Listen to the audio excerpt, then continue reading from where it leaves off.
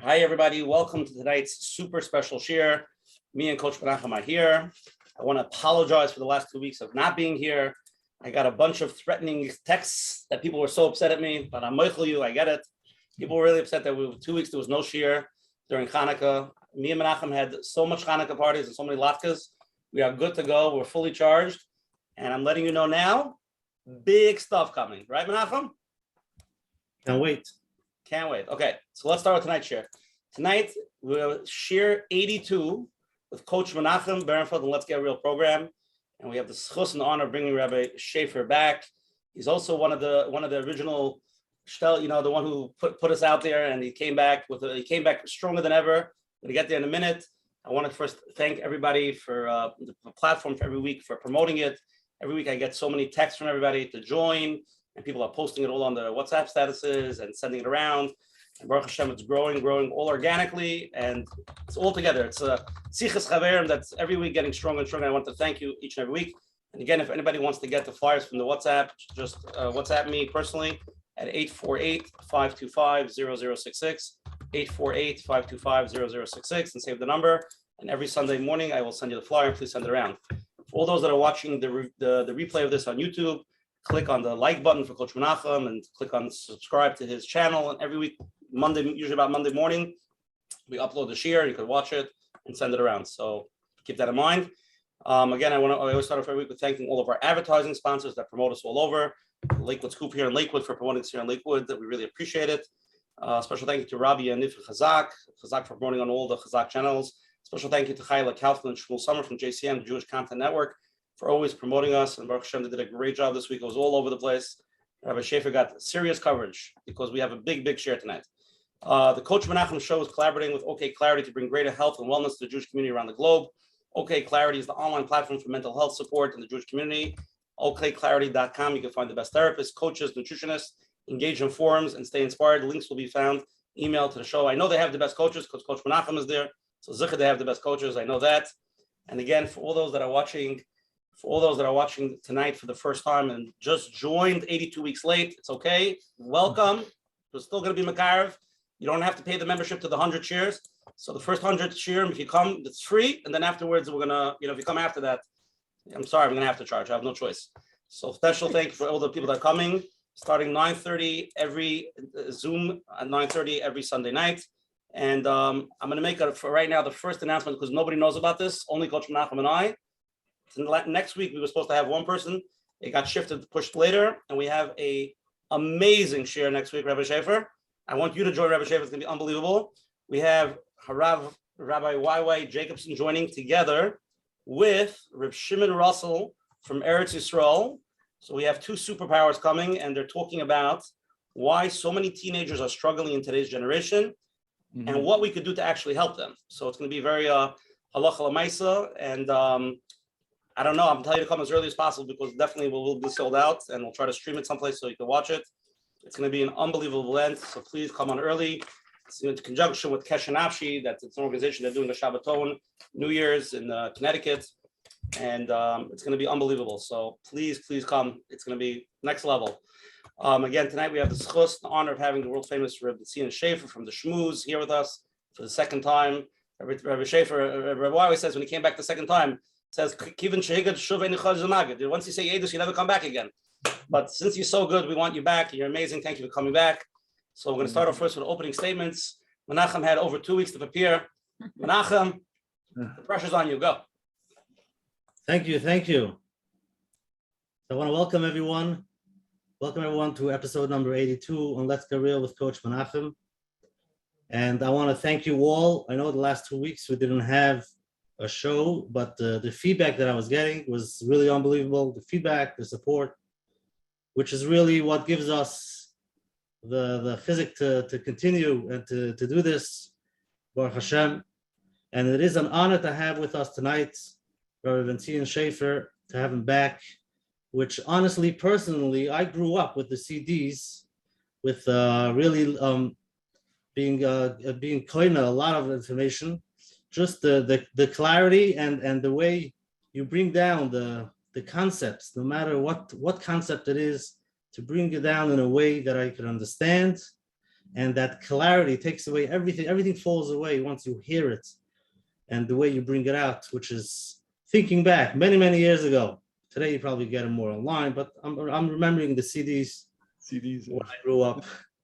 Tonight's title, the title of the book, the 10 dumb mistakes that smart people make. So tonight, most people that came tonight are all smart people.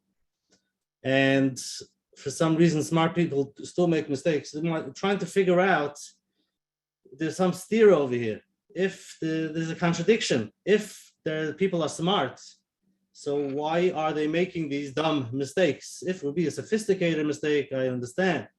But if it's a dumb mistake, there must be some gap over here in between. And I know Rabbi Shafier deals with this day in and day out, and hopefully he'll be able to explain why it is that even the smart people, which when you talk to them, you even ask them, Yeshua Eitzah, they'll tell you exactly what to do.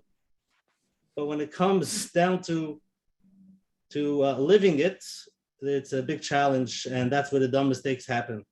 So, Menachem, tonight we'll be able to get the ideas, and I don't know if we'll be able to cover all the 10 concepts, but for sure, if you have any questions, anything that's on your mind, doesn't have to be something that's negaya, that's happening now, but just an idea. If you want to understand, you can ask live. In Menachem, we should have a lot of siyata d'shmaya, and we should take out what we need in Menachem. Amen. Menachem, beautiful opening. Okay, so let's get into it. Again, tonight's show, we're going to be learning Leil Nishmas, Aaron Noach Fried, or one of our co-founders over here in the Let's Get Real. He has the Yartzeit tonight for his father, Reb Zev Shloima ben Reb Yosef. His Neshama Shavliya for all the hundreds of people that are here tonight, all the thousands of people that were here to share. Rabbi Aaron Noach Fried, we love you. You're amazing. Shkoyach for making the share so powerful and so unbelievable. He's our secret weapon, and don't tell anybody. Okay, tonight we're here to discuss Rabbi Shafer's new book. Rabbi Shafer, am I holding the book? Is this the book? You're holding the book. You're holding the pre-publication. Well, the 10 really dumb mistakes that very smart couples make. And everybody gave me the comment today. There's only 10? So we're going to start with that. Let me tell you what the plan is tonight. We got a lot of emails. There is 10 basic Yisoidis, and we try to put the emails correlating to the correct thing. So we're going to try to cover most of those things via the questions that we have already. So tonight you're going to get a very sheer glimpse of the book, and the Menachem, we should be able to really cover some ground. And Menachem Rabbi Shafer will tell you about where to buy the book and to get all this free stuff and this freebies and everything. We'll get to that soon. I'm going to read Rabbi Bentzion Shafer's bio, and then Rabbi Shafer, the floor is yours. Okay. Okay. Rabbi Bentzion Shafer is the founder of Tiferes B'nai Torah Yeshiva program for working people, TBT, and the Shmooze.com. Rabbi Shafer was a high school rabbi for more than 15 years when the Rosh Yeshiva of Yeshiva's Chofetz Chaim, Rabbi Henach Leibowitz Zecher Tzaddik Uvracha, recommended that he undertake a very special project, creating an engaging learning program for working people. Following the Rosh Yeshiva's instructions, Rabbi Shafer founded TBT and the Shmooze in 2003. The impact of TBT and the Shmooze was felt immediately. So, Rabbi Shafer, Ashkei for coming here. The floor is yours. Thank you. I greatly appreciate it. Thank you. So let me begin with something Coach Menachem said. Why is it that if we're very smart couples, why are we still making dumb mistakes? So to me, over the course of 10, 15 years, I've dealt with hundreds and hundreds of couples.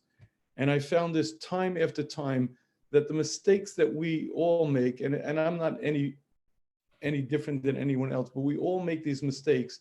And as Coach Menachem pointed out, sometimes they're so obvious and so clear to everyone except the one making the mistake. And let me begin with the first biggest mistake, and it's the single most common one. Here it starts. I get the phone call. Rabbi Shafer, yes. Thank you for taking the call. Rabbi, I greatly appreciate it. I have a problem with my husband. Oh, what's the problem? Well, he's responsible. He's serious. He spends time with the kids. He learns. He's solid. I said, so far, it sounds pretty good. What's the problem? Well, the problem is I don't love him. I don't love him.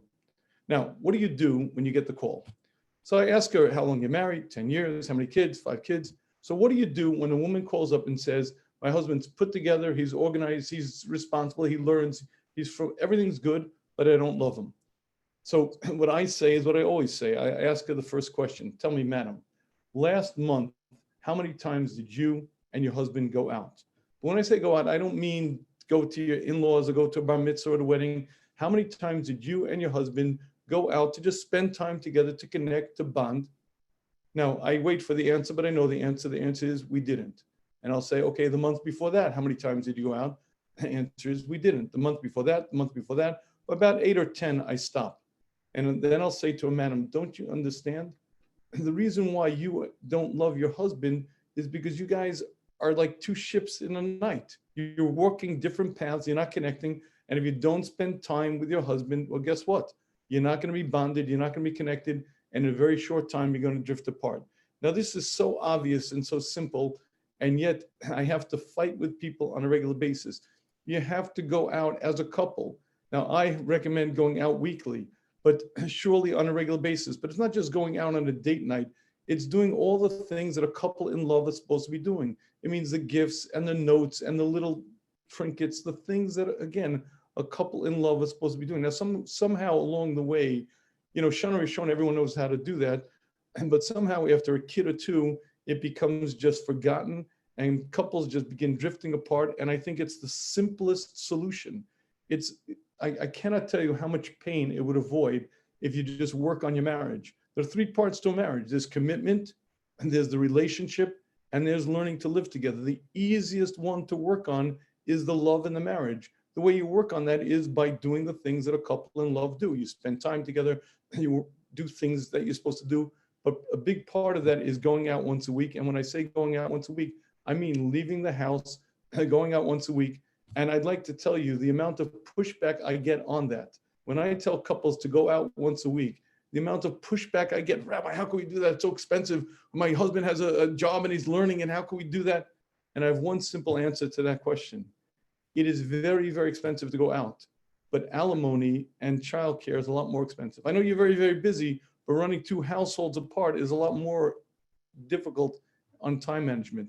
Now, I'm not telling you that if you don't go out once a week, you're going to be in serious trouble, but I am telling you that the single greatest investment you can make in your family's health, the single greatest investment you can make in your shalom bayis is to spend time together. And a big part of that is going out once a week, spending time as a couple. And it's not just the once a week. It's also the mini vacations. It's also the notes and the gifts and everything that a couple in love should be doing.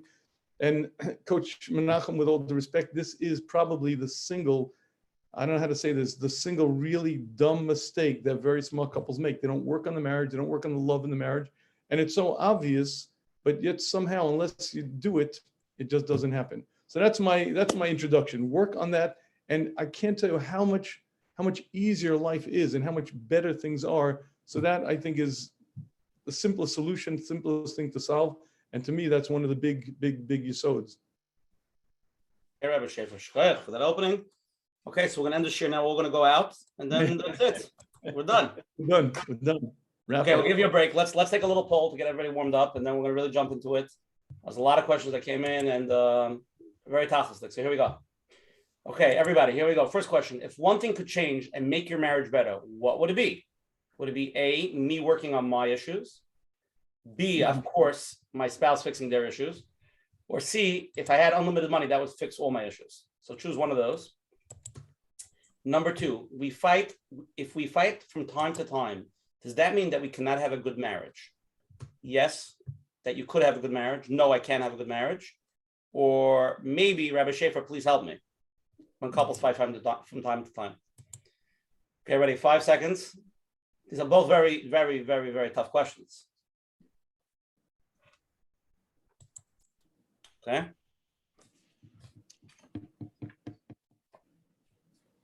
Five, 4, 3, 2, 5, 4. Okay. I want to first comment on the first question. Let me share the polls because you saw it. Now let me share with everybody, and then let's comment on it. Okay. So that's okay, Rabbi Shafier? Okay. Okay. If one thing could change and make your marriage better, what would it be? 72% of people say me working on my issues, Rabbi Shafier. You see this? I see that. Yep. I see that. Me, my spouse fixing their issues. 10% if I had unlimited money. Okay. So, yeah. I'm sorry, go ahead. I just want to read both. If we fight from time to time, does that mean we cannot have a good marriage? Yes, you could have a good marriage, 32% of people.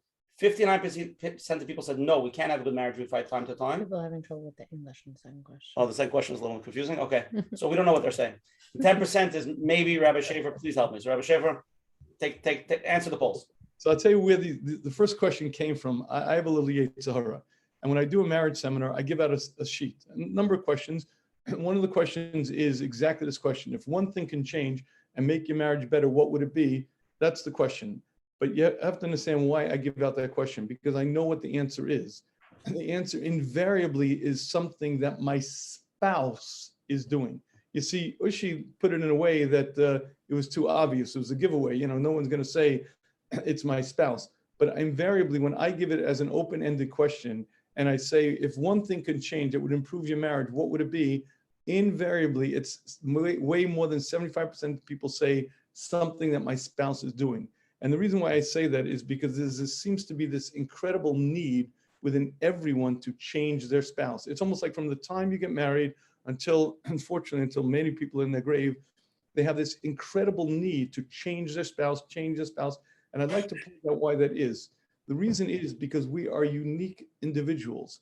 I have my way, my spouse has my way, and usually the way I do things is the way I'm accustomed to doing it, not the way my spouse does it. And when my spouse does whatever it is, it just feels strange, it feels weird. And I know she'd be so much more effective, things would be so much better if only she would change. So I just find it very interesting that when we skew the question incorrectly, we get an answer, I think, different than what I typically find.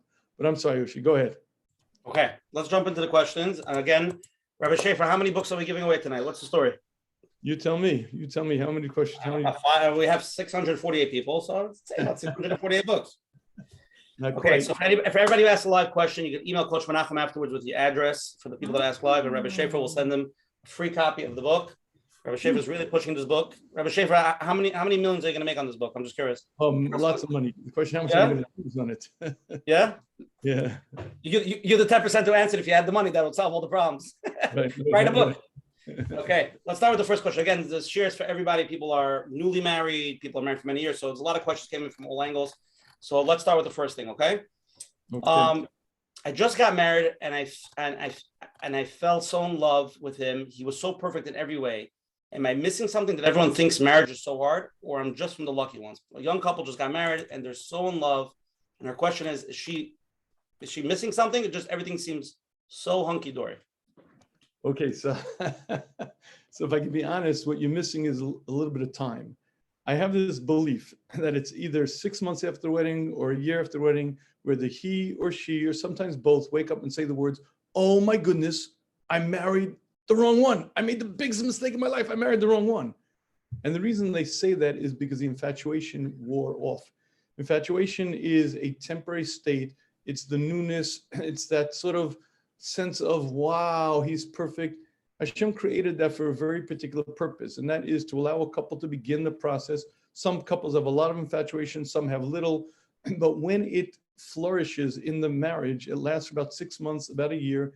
And it's rather interesting to note because scientists now tell us that it changes the neurotransmitters, meaning the chemicals in your brain that, serotonin, dopamine, the various neurotransmitters, it has the same effect on the neurochemistry as does cocaine use. Because when the couple's infatuated, woo, they're in la la land, he's perfect, she's perfect. But that sense of infatuation has a very real shelf life.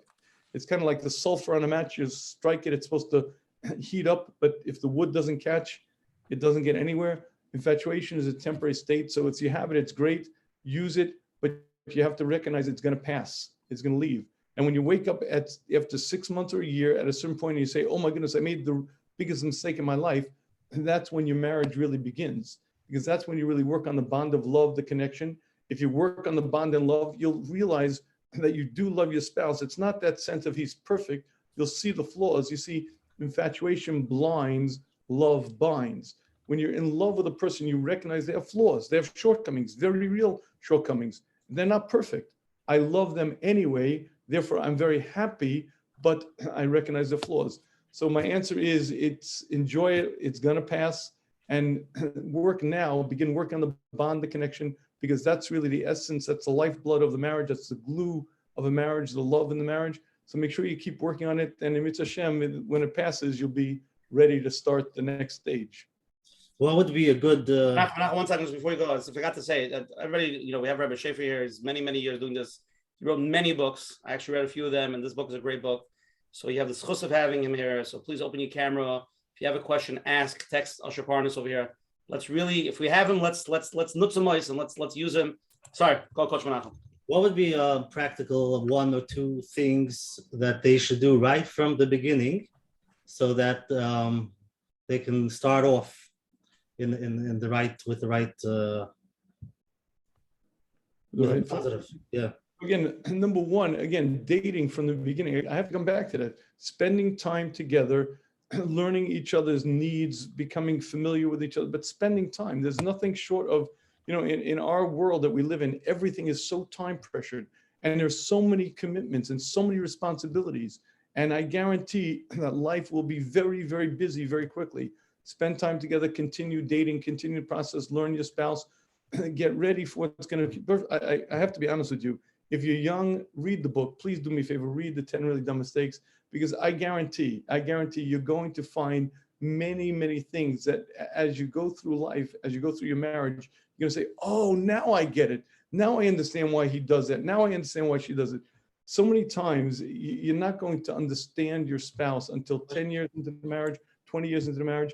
And when you get insight from people who've been through it already and get some of the, perspective, believe me, we all, when I sent this book to, I originally was going to go with Art Scroll. I went with Feldheim. When I was going to go with Art Scroll, I sent an email to Gedalia Zlotowitz.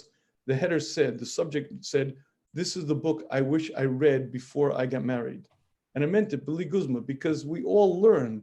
But if you're able to learn from, without them making the mistakes, it's a lot simpler. So bottom line is spend time together, go out, learn each other, and learn what marriage is about. So here's a question that came in. I married the first girl. She was nice, good looking, been married for a few years, and not sure she's my type. I look around my friends' wives and I keep thinking to myself, if only I waited or dated more people, maybe I would have found someone more my type. That's a great question. And would you like to know what the answer to that question is? Oh, please. You might have married somebody else. You might have found somebody better. You might have found somebody richer or smarter or prettier, or whatever. You might have. But if you want to know whether you'd be happier, I'll give you a very simple mushal. Imagine that you're looking for a pair of shoes and you go to the store, finally you find the perfect pair of shoes. They're great. I mean, they're gorgeous. They're in style. They're perfect leather and they're on 50% clearance. It's incredible. Only one problem. They're 2 sizes too small. But listen, you have a chasana coming up. You get your brother's chasana. You got to wear a pair of shoes. So you put them on and you dance for 2 hours and you come home and you make the discovery that your feet are killing you because the leather could be fine. It could be very fashionable, but if the shoe doesn't fit, it's going to hurt. Hashem does not take away bechira from a person. You could have married the wrong person. You could actually do that. But if you believe that you're going to create a better fit, I got news for you. There are some jobs that are better off left to Hashem. Knowing the differences in gender and knowing what you need to be happy. And by the way, anyone who thinks, I know what I need, I have a very simple question. And I love asking singles this question. You know exactly what you need, right? You know your temperament, you know your nature, and you understand marriage. I got that. I have a very simple question. Where do you intend to be 20 years from now? Do you know what kind of person you're going to grow into? When you get married, Mitzvah Hashem, you get married for life. But life means 20 years, 30 years, 40 years. Do you know you're going to be 35 years from now? How are you wise enough to cross the gender divide and to know the exact match that you need in the other side and to know marriage so deeply when you were never married before and to know the future that 20 years from now, I will be here, she will be here, and we will continue to be a perfect match. There's some jobs that are better off left to Hashem. So you're right. You could have done better. You could have married someone richer or smarter, but you married the one that Hashem directed you to and say the words, thank you, Hashem, for bringing me the right one. She may not be the prettiest. She may not be the smartest. She's the right one for me, the perfect fit. And with that, you make a happy home and enjoy life. Rabbi Shafier, this is an interesting question, very ashkafic, very up your alley. So I think it's an interesting question. Okay, it's a few questions. And that one wasn't ashkafic? This is more like hypothetical. I think. You tell me. Okay. Is it possible to marry the wrong person? can't you marry a person for the wrong reasons? Looks, money, family. Also, can't you be too picky and say no to the right person? Let's say you have the right person, you say no. If you say that Hashem chooses everyone shidduch, how do you answer those questions? And if it's possible to marry the wrong person, what do you do in such a scenario? So basically, is it possible to even marry the wrong person? Okay, so you're right. That's a tough question. Okay, so let me say this. It's definitely possible and to pass up your beshert. And that has happened many, many times. As a matter of fact, I hate to say this publicly. I hope there are no older singles on this call on a regular basis. When I talk to older singles, I talk to them, and it doesn't take me long to find out where they made their mistake. I go through this all the time. It was this one, it was two years ago. I was going with this one. I felt she was wrong because of this reason. And invariably, I find out where they made the mistake. So if you want to know, can you pass up your beshert? The answer is yes. Shem works it out anyway. There's a second beshert and a third beshert. So hopefully you still can be happy and successful. But can you pass up your beshert? Yes. Now, the other side, the flip side of the coin is a lot more difficult. You have to remember that Hashem runs the world and Hashem wants you to be happy. And more than you love you, Hashem loves you. And Hashem knows better than you what's for your best. And you ever notice that strange things happen? A guy says yes to a shidduch when he never would have said yes, and somehow it just works out. Or a woman, somehow something that he said somehow triggers the right feeling. What I'm saying is it very, very rarely happens that you'll marry the wrong one. That is very, very, now it does happen from time to time, but the vast, vast majority of the time, the people get married are in fact properly aligned. But the fact is they're not always going to feel it that way. On a regular basis, I would say to my wife, they're a match made in heaven, living in Gehenna. I've seen this so many times where a couple is perfectly aligned. They really should have a beautiful marriage, but they're causing so much strife to themselves. The match is perfect, but they're the problem. So many, many times people have the sense I married the wrong one. And again, could it be there are times, and it is true, but it's very, very unusual. The vast, vast majority of the time you married the right one, you're doing things wrong in the process, and that's causing the trouble. Ushi, does that answer the question? Yeah, I think so. Okay. I think so. Okay, we have a live question because somebody wants a free book. So here we go. First live question, you're on. Who, me? Yep, you. Yes. Rabbi Shafier, thank you very much for addressing that point. If someone has passed the stage of infatuation, in other words, the engagement, the beginning of the marriage, and he's already in the year of the marriage, how does one continue the fire going, especially as you mentioned, things do get busy, and you don't want to lose that special bond that started the whole thing, but now you want to continue that? Excellent question. Excellent question. Okay. The answer is you have to fight for your marriage. You have to make it a commitment, and you have to fight for your marriage. That means you have to spend time together. You have to think of clever things. You have to, first of all, again, you're going to go out weekly, right? You're going to make a date night every week. I have one Talmud. I call him anytime, day or night. He answers the phone. One time I call him on Tuesday night. He doesn't pick up the phone. I don't understand. He calls me the next day. He says, I apologize, but Rabbi, you told me Tuesday night, that's date night. And he will not, for 19 years, Tuesday night is Kodesh Kadoshim. He goes out with his wife. And I got to tell you something, he has a beautiful marriage. We all go through stuff. I don't care how beautiful your marriage is. You're going to go through things in life. If you have Sunday night's not your night, right? I'm making sure. As a matter of fact, go out after the shir, after we go out. Late night. Late night, right? The late night date. Right. So what you have to do again is you have to work on it. Work on it means that number one, date night. Number two, you look for things to connect, to bond. Different people have different things. It could be gifts, it could be words, it could be compliments, but you see what your spouse needs. Now we're going to get involved soon that men and women have very real differences in what they need. And one of the key distinctions between men and women is what they need in the relationship. And you have to study your spouse and know, but more than anything, spending time together, bonding, connecting, doing the things that a couple in love do. Meaning when you were dating, you knew exactly what to do. But Pam Zatzal used to say, the courtship must continue. The same things that you used to do, the kind words, the gestures, the same way you used to speak and you used to spend time together, you have to continue doing that. All the things that a couple in love should be doing. So the answer is just fight for it. And by the way, Dov, one more point I want to say. The biggest competitor for romance is children. The biggest competitor for shalom bayis is children. Now, I don't have to tell you that children are a bracha, the huge bracha, but I also want to tell you that you have to fight for your marriage, because if you would like to have a happy family, and if you'd like to have a successful marriage, you have to spend time together. Now, I can't tell you how many times couples will say to me, we can't go out because it's not fair to Ruchi. She's not going to do her homework, and nobody's going to get Moshe to sleep. The single best investment you can make in your children's well-development is to have a good, solid marriage. The single best investment you can make in your children being wholesome is to have a solid relationship, because if your relationship is solid, they're being brought up in a happy home, the minute there's strife, the minute there's fighting, all bets are off. If your child doesn't know all the multiplication tables, or he doesn't know the shot exactly in Rashi, he could be a solid citizen.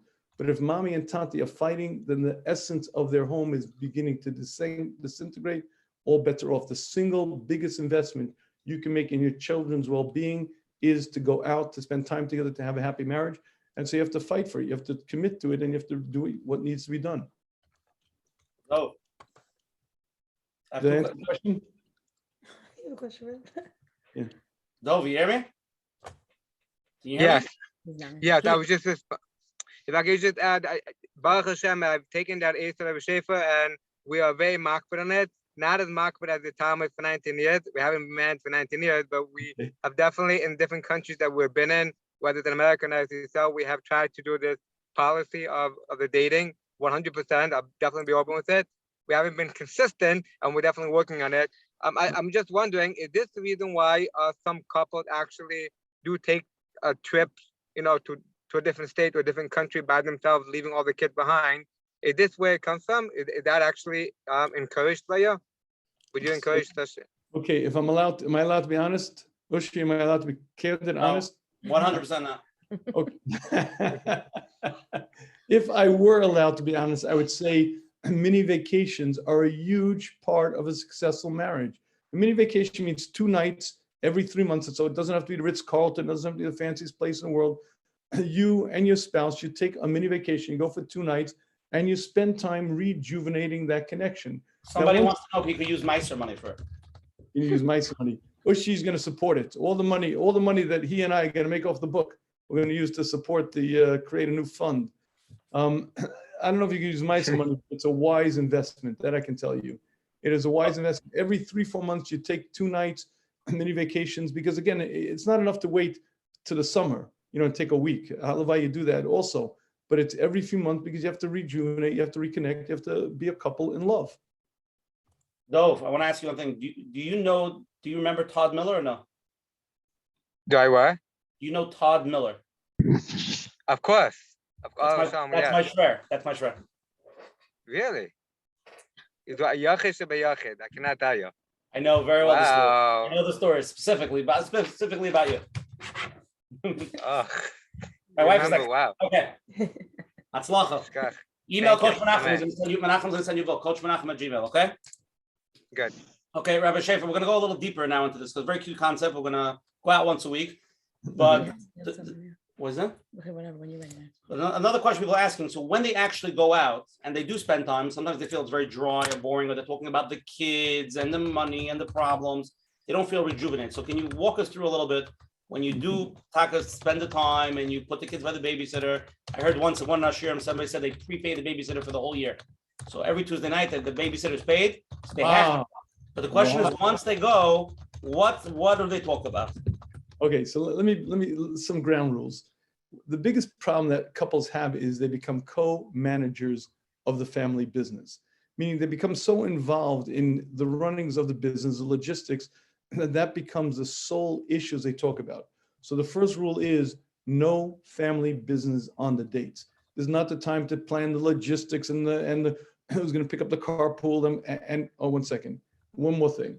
No family business and no working on your spouse. I really should have made that. This is not the time to finally, now we have time, I could finally accept my spouse. It's a time to go out together and just talk, to enjoy each other's company, to just Meaning when you were chassan and kala, when you were first going out, you knew what to do. You just spent time together, connecting, learning each other.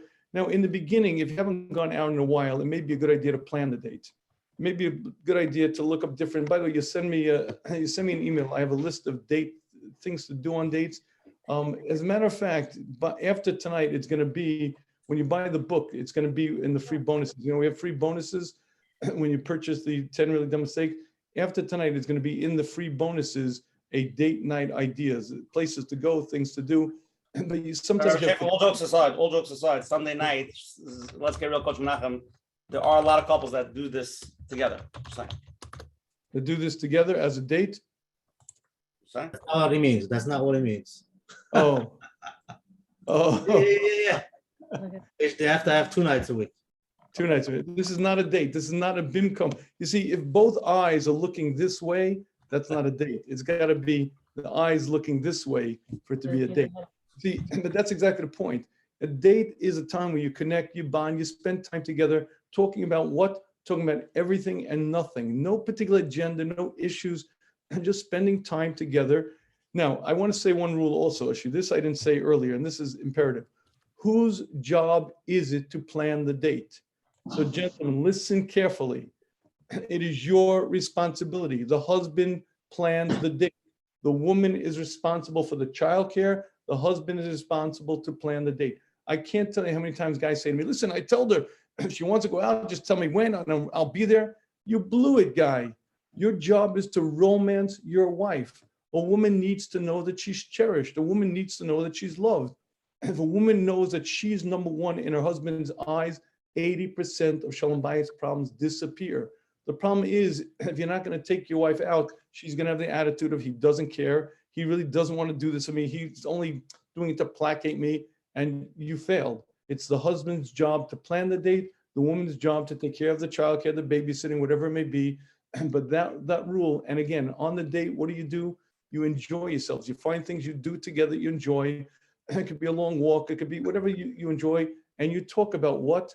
Anything and everything, just to bond, to connect, just to spend time together.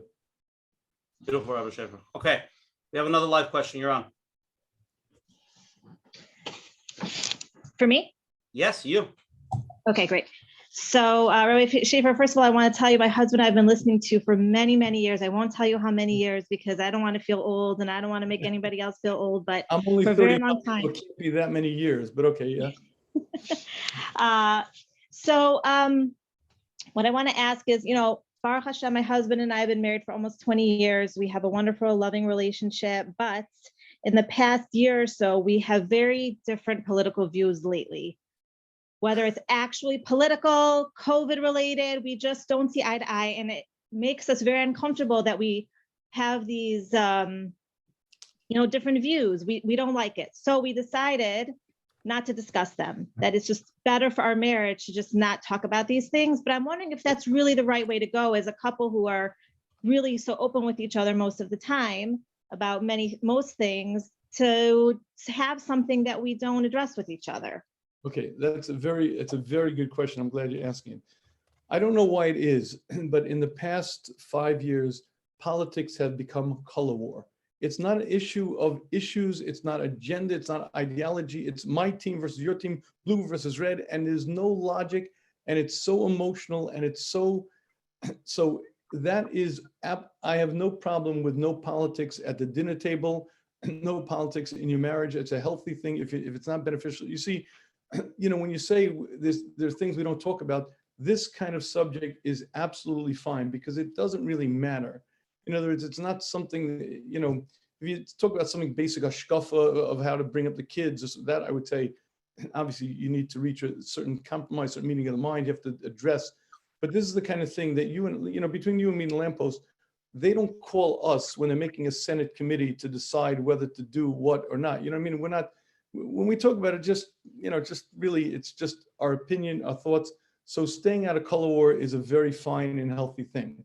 Again, if it works for you as a couple, do it. If it doesn't work, avoid it, because it really doesn't matter. And it certainly isn't the kind of thing that is a hashkafic issue that we're not meeting, we're not a meeting of the minds.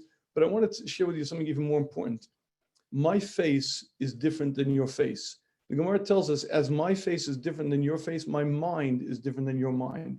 The Metzius is that every human being has a different perspective, a different viewpoint, a different vision of things, because their mind was shaped differently. Hashem gave each person a different, not just personality, but the actual mental processing, the way I view things. So it's natural that a couple will, perforce, must disagree on many things, many things. I would venture to say couples disagree on more than they agree on. Now, usually what happens is somewhere like in the 2 or 3 year point in the marriage, it's usually the woman who says, we don't agree on anything. We disagree on everything. And that's absolutely correct. You see, no matter how alike a couple are going to be, they're different temperaments, different nature, different ways of doing things. But more than anything, they're of different genders, as in opposite genders. And opposite genders feel differently about things, look at things differently. So there'll be many things that a couple should and will disagree on. Now, if it's something that's key and essential to life, then you have to figure out a way to make it work.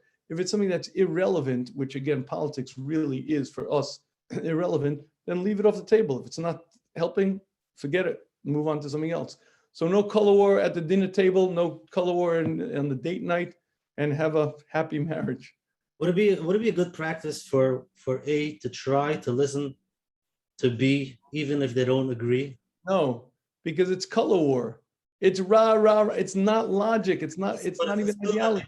It's a skill that it might need to use in a place where they have to work things out. But just to be able to As they say in AA, how's that working out for you? If it's working well, keep doing it. If it ain't working, don't do it. In other words, meaning it's such a heated issue. People cannot talk politics. Yeah. I want you could be you cannot. I once had a person I considered Adam Gadol almost ripped my head off because I had a different political view.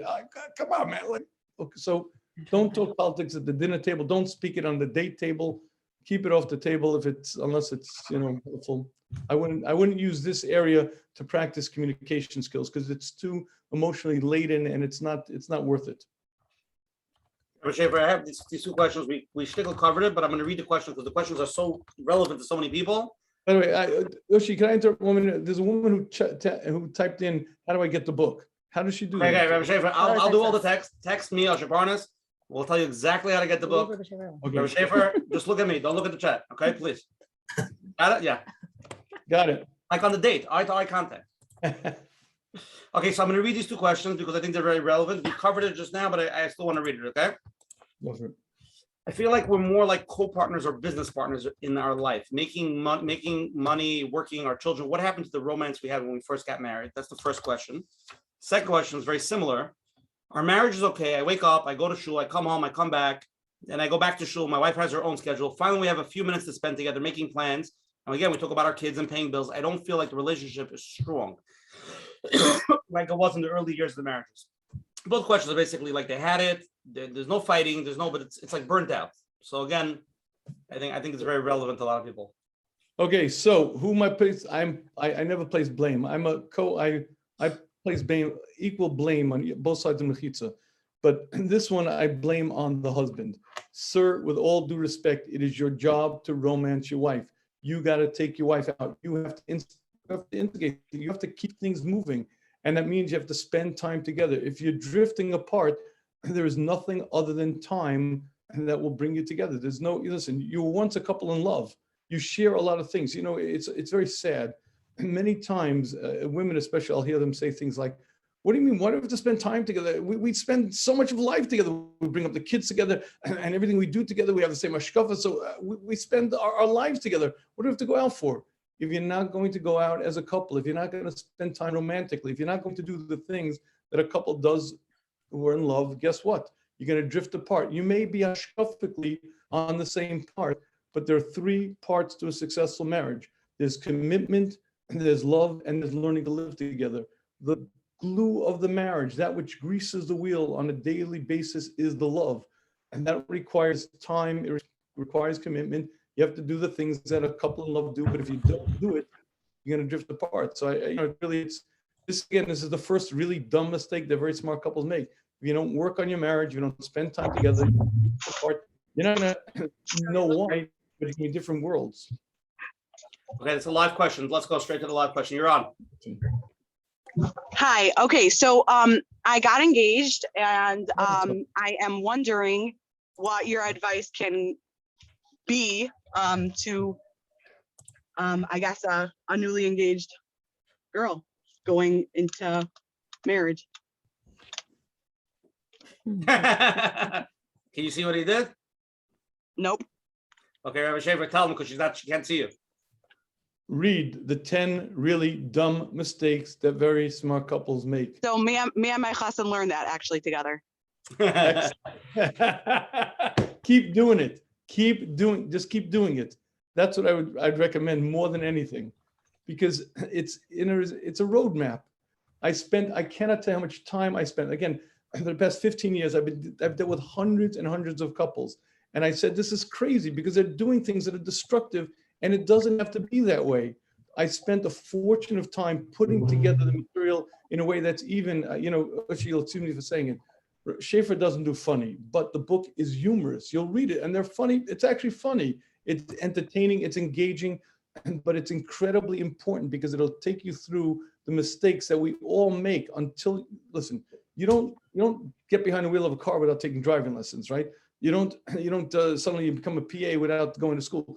Somehow people assume you get married and it just happens. So my single advice is learn about marriage. And again, I hate to tout the book, but I spend a fortune of time putting it together because I think it's imperative. So the single advice I would say is read the book once, twice, keep reading it, and then just follow it. You got it. You're on track. Rabbi Shafier, do you want to tell everybody the email we got before the share, the couple that got the book and read it, what they wrote us? Go ahead. You want to say? No, Rabbi no, Shafer's you called, good. the couple, we got an email, the couple bought the book, and Rabbi Shafer's book is trying to help Shalom Bias, is causing Shalom Bias, because the book is so good, one is reading it, and the other person doesn't know what to do, Rabbi Shafer. So what's the eitzah? One person's so into the book, one of the couples, they're reading it cover to cover, the other spouse feels left out. So what's the eitzah? You came up with an eitzah. So I gave him an eitzah. I actually have an eitzah. If you go to theshmooze.com and you buy the book, you also get the audio book for free. So what happens like this, women read, guys are illiterate. So the woman reads the book, the guy listens to the audio book, and we got Shalom Bias, everything's fine and good. But I do mean that. There's meaning a lot of times the audio book is better because you digest it better, you'll hear it better. If you go to theshmooze.com and you pick up the book there, I don't want to compete with the stores. So if you buy it in the store, they send me an email, I'll send you a link for the audio book also. But if you buy it on theshmooze.com, you automatically get the audio book with it, and then she can read, he can listen, and we have. So Rabbi Shafer, if the woman is reading the book and the guy is listening to the audio, is that considered date night? Does that work? Okay, the next live question. You're As long on. as they're looking at each other while they're doing it, yes. Okay. Hi, I just have a question. I've been married for almost 2 years and I have been really struggling emotionally, just building a very strong connection. Currently, I am separated. I wanted to know if, like, when a person can really make that choice if they've tried their hardest. I really do believe that I've given it my everything, and so has he. We've gone to therapy, we've gone to counseling. We really have tried. How do you really, like, why do I feel that I feel a guilty feeling? Like, what if I could have done more, even though I know I really gave it my everything? How do I know if I'm quitting or if I really tried? I do believe I'm committed.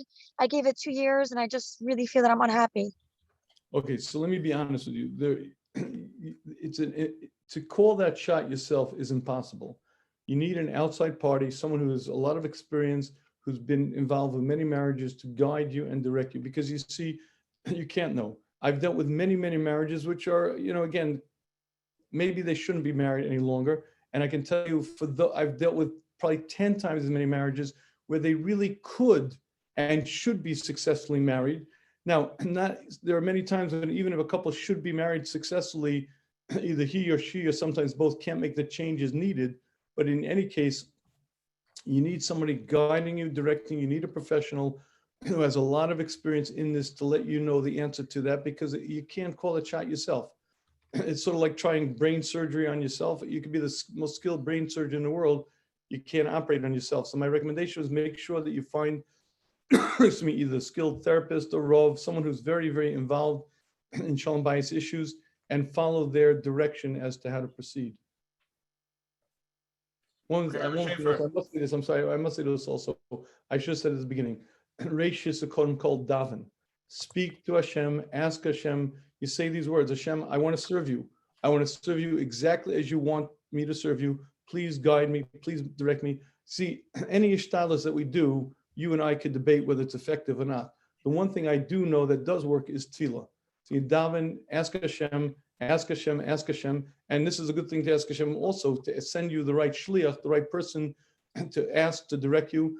But again, you need someone who is really very skilled, who knows much about marriage and can let you know whether in fact you should continue or not. Rabbi Shafier, before we go to the next question, I just want to clarify because we're getting a lot of texts from a lot of people asking very detailed questions on date nights. So I want to tell you some of the questions people are asking. How long does it have to be? Could it be in the house? Could it be just this? Does it really have to be every week? It's very hard for me.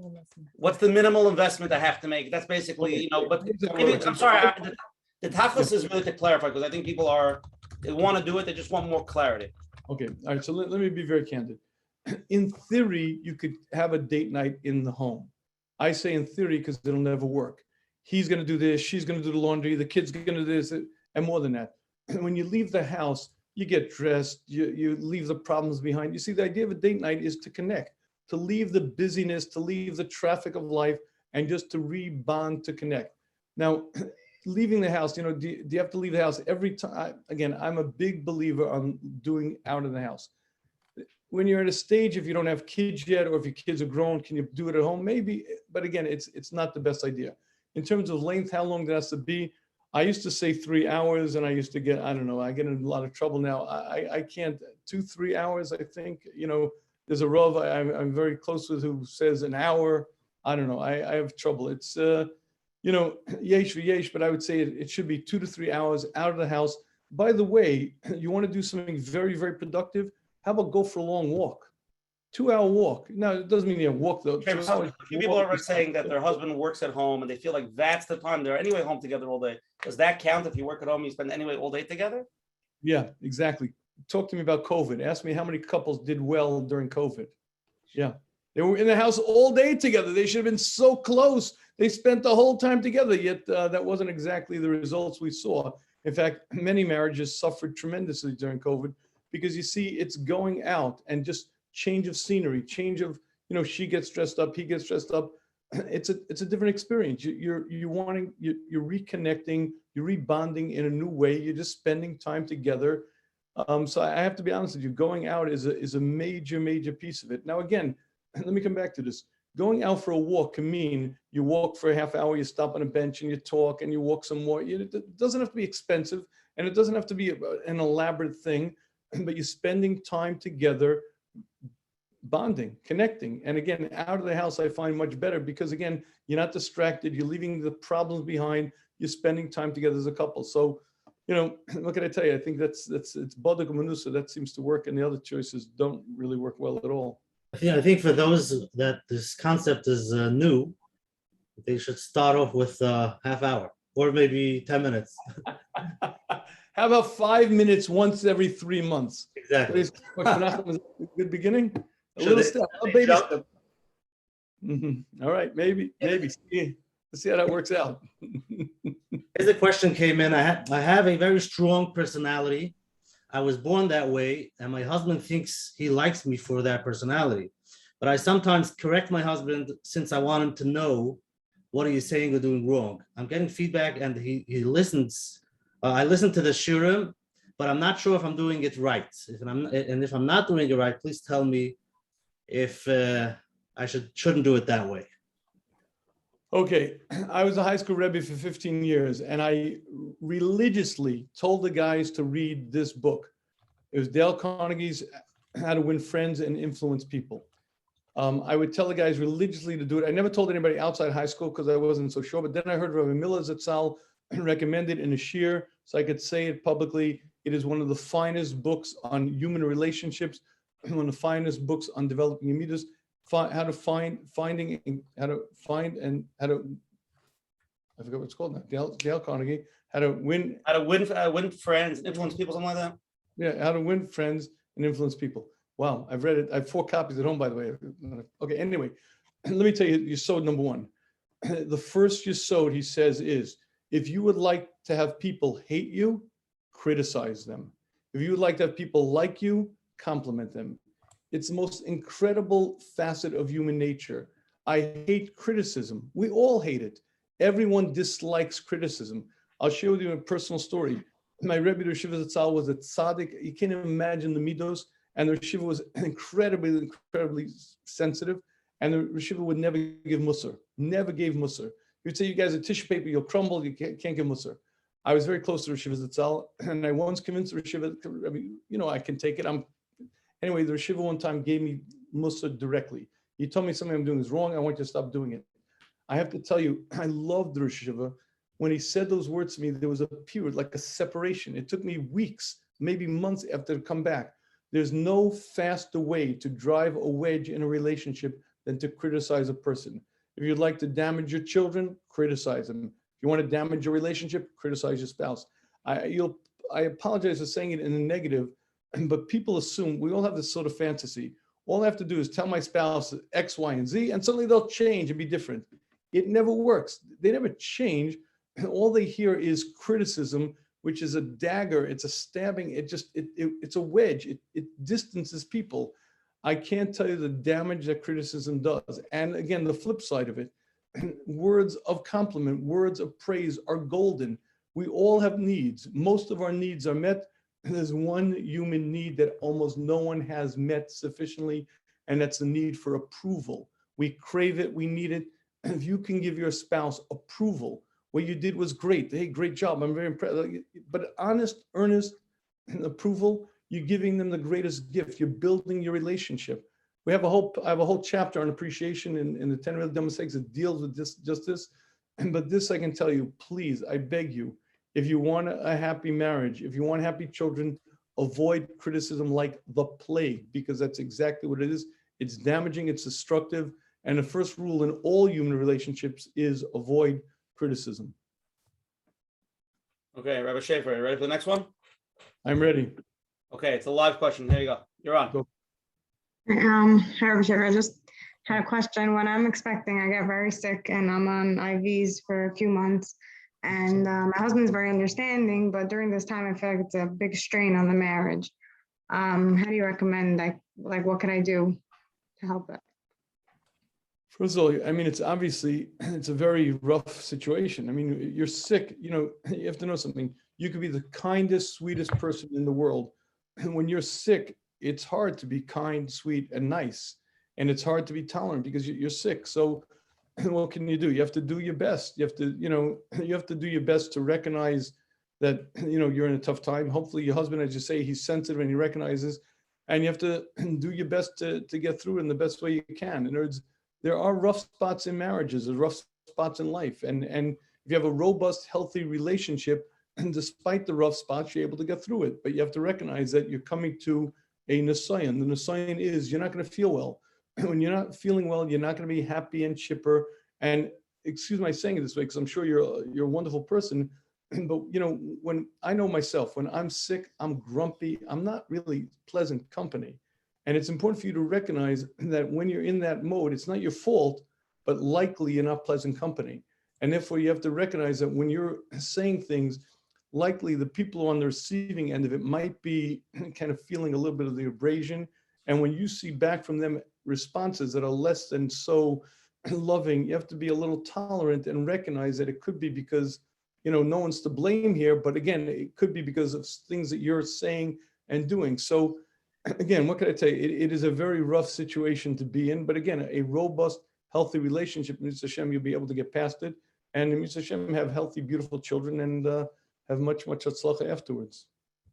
Rabbi Shafier, let's go. We got so much more to cover. You ready? Actually, no, could I stop for 1 second? I want to focus, go back to that for 1 second. Are you still there? Or did I lose you already? They're there. Just muted. Should I unmute her? I know, here. Let me explain what I mean. You see, it's an incredible thing. Anytime a couple gets into a fight, by the way, in answer to that second thing about couples getting into a fight, most couples fight, and most beautiful marriages have times of disagreements, bickering, and even fighting. And if you tell me that we're fighting and therefore we can't have a good marriage, I beg to differ. It's not true. I know many beautiful marriages where they fight from time to time. Things come up. Listen, you have to understand something. In the heavy traffic of life, we can't help but hurt each other. we're so close. There's no relationship in the world where you're so interdependent and you're so close. If he's late, she's late. If she bounces a check, he has to clean up the mess. There's no relationship in the world where you're so committed, so connected, and you're so together in this. It's impossible in that type of close relationship not to have situations where inadvertently you didn't intend it, but you hurt the other's feelings. And naturally, we're all sensitive, and naturally, we'll all react. And fighting in the marriage, unfortunately, is part and parcel of a happy, successful marriage. It doesn't mean you don't have a great marriage. You could have a great marriage, but people get hurt, things happen. What's far more important than whether you fight or not is, do you know how to repair the rift? Do you know how to make up? Do you know how to come back together? And you could have a beautiful, long-standing marriage that has fights from time to time, as long as you know how to repair the rifts and come together. And there's a whole art of the apology, and I can't get into it now, but again, it's in the 10 really dumb mistakes, the art of the apology, how to apologize and how to receive the apology, which is, it's a complex process. But again, you know, fighting alone is not indicative of anything other than that. Now, let me just, the reason why I want to come back to the point she made is that, you see, whenever I get into a fight with somebody else, it's pashut, and it's obvious that they're wrong.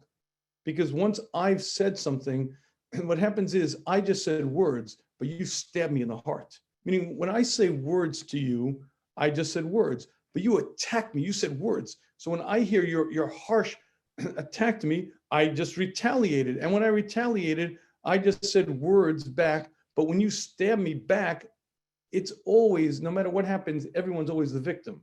In any fight, both parties are hurt, and both parties are the victim. And the reason I say that is because you're not going to realize it. If you're not feeling well, you're going to act in a way, again, not to your fault, but you might be acting in a way that's less than so sweet. And it's important to recognize that the responses that you're getting, Kimayim panim, like the mirror reflects, oftentimes you might be getting that back. And it's important for you to be tolerant and recognize that it might be, unfortunately, just the circumstance of what's happening. Oshi, did I go on and on and on and make everybody crazy? It was amazing. Rabbi Shafier, the best. Okay, we have so much more to cover though. Okay. Okay. Let's go. We're going deeper.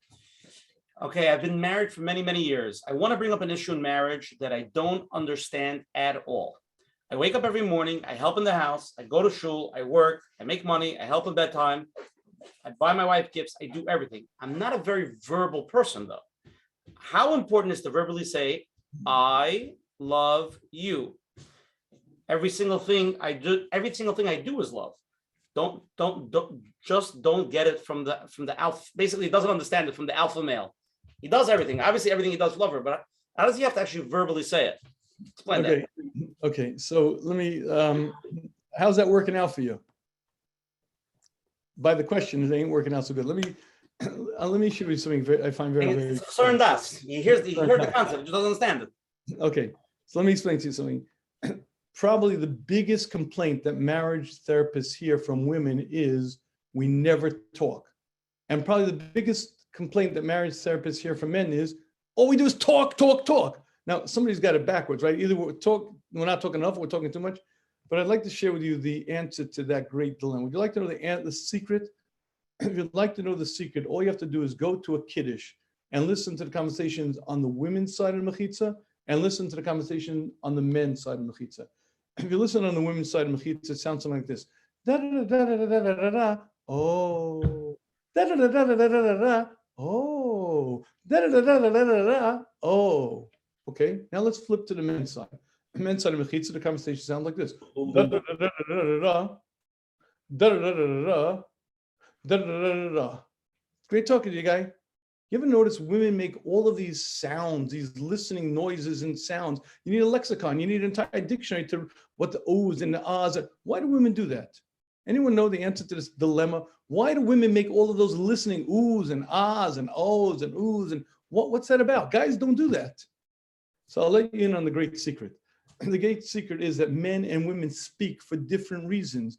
Deborah Tannen, a linguist who's also a social anthropologist, wrote a number of books describing the different reasons why men and women speak. They speak about different topics, they speak in different manners, and they speak for different reasons. Women typically speak to connect, to bond, to share. They want to express things, and an emotional expression if I'm expressing something, the receiver shows that she's listening by saying, oh, and I express my emotions or expect expression back of, oh. Guys typically talk about topics. They talk about things, ideas, maybe in learning, maybe about business, but they're not talking anywhere near as much to communicate emotions. Here, I'll make it much more simple. When my oldest daughter was, she was a senior, and one Friday night, she said to me, two of her friends didn't come to school that day. I said, why not? She said, well, they were up late last night having a DMC. I said, what's a DMC? She said, but you know, a DMC. I said, no, what's a DMC? She said, well, they were up late last night having a deep, meaningful conversation. They were talking, engaging back and forth. They were up till 3 o'clock in the morning. And so they didn't come into, they were too tired. They didn't come into school that day. I had taught boys high school for about 15 years by that point. Never once did I hear two guys staying up all night, sharing their emotions, communicating, and letting the other ones feel. Never once in 15 years did I hear seniors, guys talk that way. There's a very real difference between the way women communicate and men communicate. And women typically communicate to share, to bond, to connect. And communication is a way for them to do exactly that. Men typically don't. Now, the reason I say that is because it is a husband's job to understand the emotional needs of his wife. A wife needs to connect emotionally. The way she does it typically is through talk. The Chazon Ish says, when you leave the house, when you come back in, you tell your wife where you go, you tell her about big things, about little things, because you're communicating, you're sharing, and you want to foster that connection. And as a husband, you have to learn how to listen. You have to learn how to listen and to engage, and maybe even learn that lexicon of oohs and ahs and how to, I know it's a little strange for us guys to do, but the point is, more than anything, a husband and wife have to recognize that they are different. And one of the key differences between them is in what they talk about, why they talk, and how they talk. And it's a wife's job to recognize that a husband has different needs in talk, and therefore she has to keep her girlfriends, and she has to, you ever notice a woman will tell the same story to 5 different friends, the same story, one after another, she'll tell the story over and over. And you have to recognize your husband doesn't quite have the same tolerance for that much talk. And a husband has to recognize that his wife has a real need to talk. And therefore you have to learn how to communicate, you have to learn each other's needs, and that's a big part of successful marriage. So, and to the fellow who says, he was really dealing with specifically the word I love you, which is vital and imperative. And it's imperative to say, because you could feel it, you could think it, but if you don't express it, the receiving party doesn't know it. So bottom line is learning how to speak so that your wife understands, and learning how to communicate, and learning your wife's language is a key to a successful marriage. Bushi, did I answer that question? Excellent. Rabbi Shafier, I have a present for you. A present, yes. What do I Are you get? ready? I'm going to share a picture and you're going to tell everybody who it is, okay? Go for it. This is from Meir Bro from Diker Cholim of Lakewood. Tell me who's in this picture. Who is that? It's my Rabbi, Rishiv Tzal, and some young guy. I don't know, some young guy. A good-looking guy on the left. Who is that? It looks like I used to look. Bentzion Shafier. Okay. Okay. Yes. Yeah. Here we have a question. 100 years ago, I'm afraid. Yeah. There are a few things my husband does that really makes things so much more difficult for us and the children.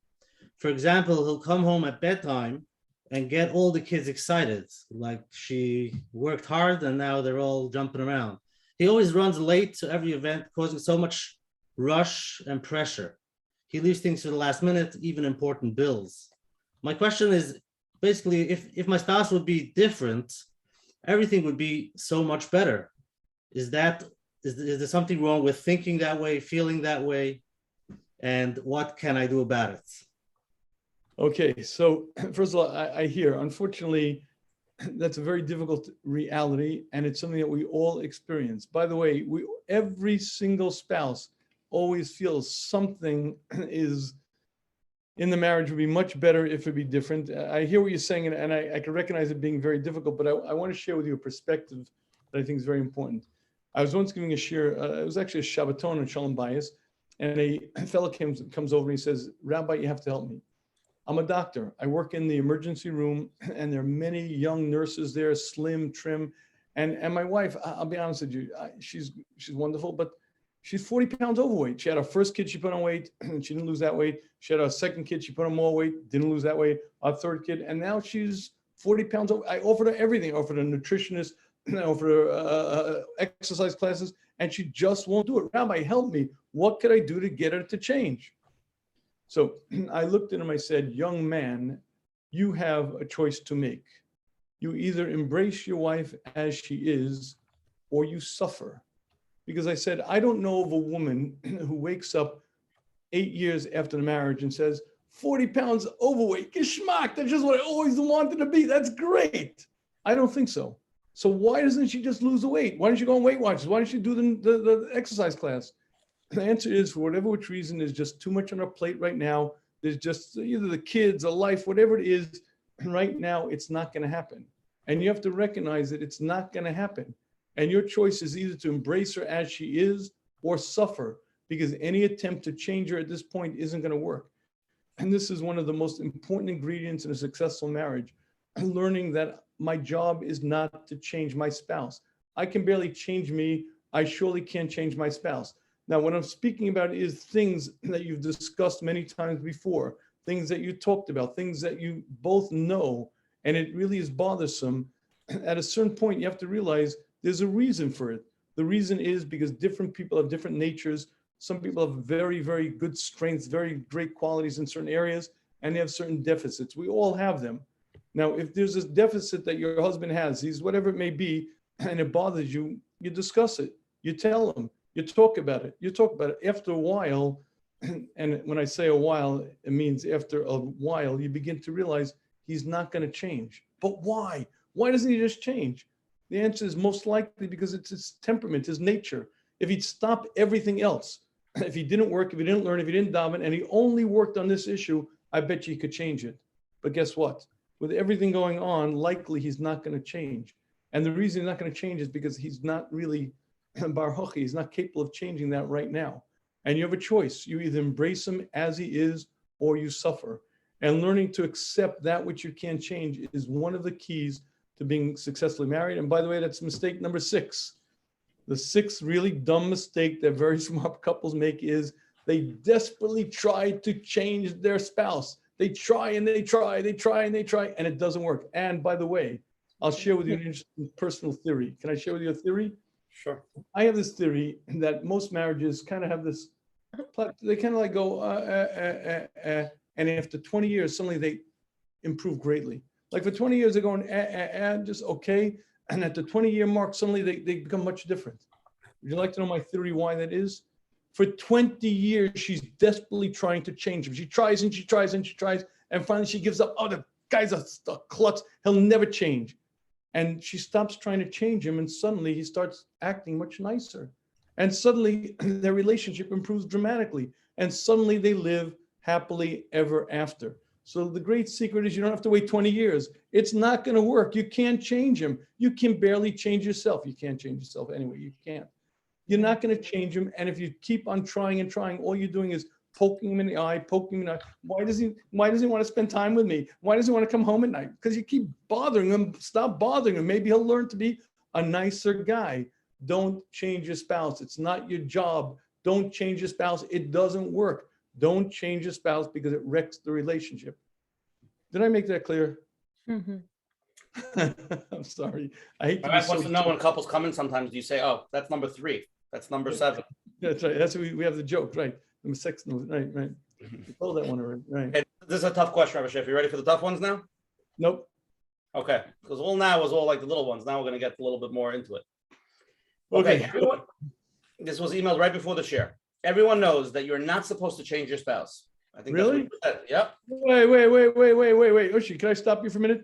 I was giving a Shalom Bayis shir. It was broadcast by Torah Anytime. How do I know this? I'm giving the shir and I do this whole routine of don't change your spouse, don't change your spouse. I went on for 20 minutes. A guy comes over to me after the shir with his phone.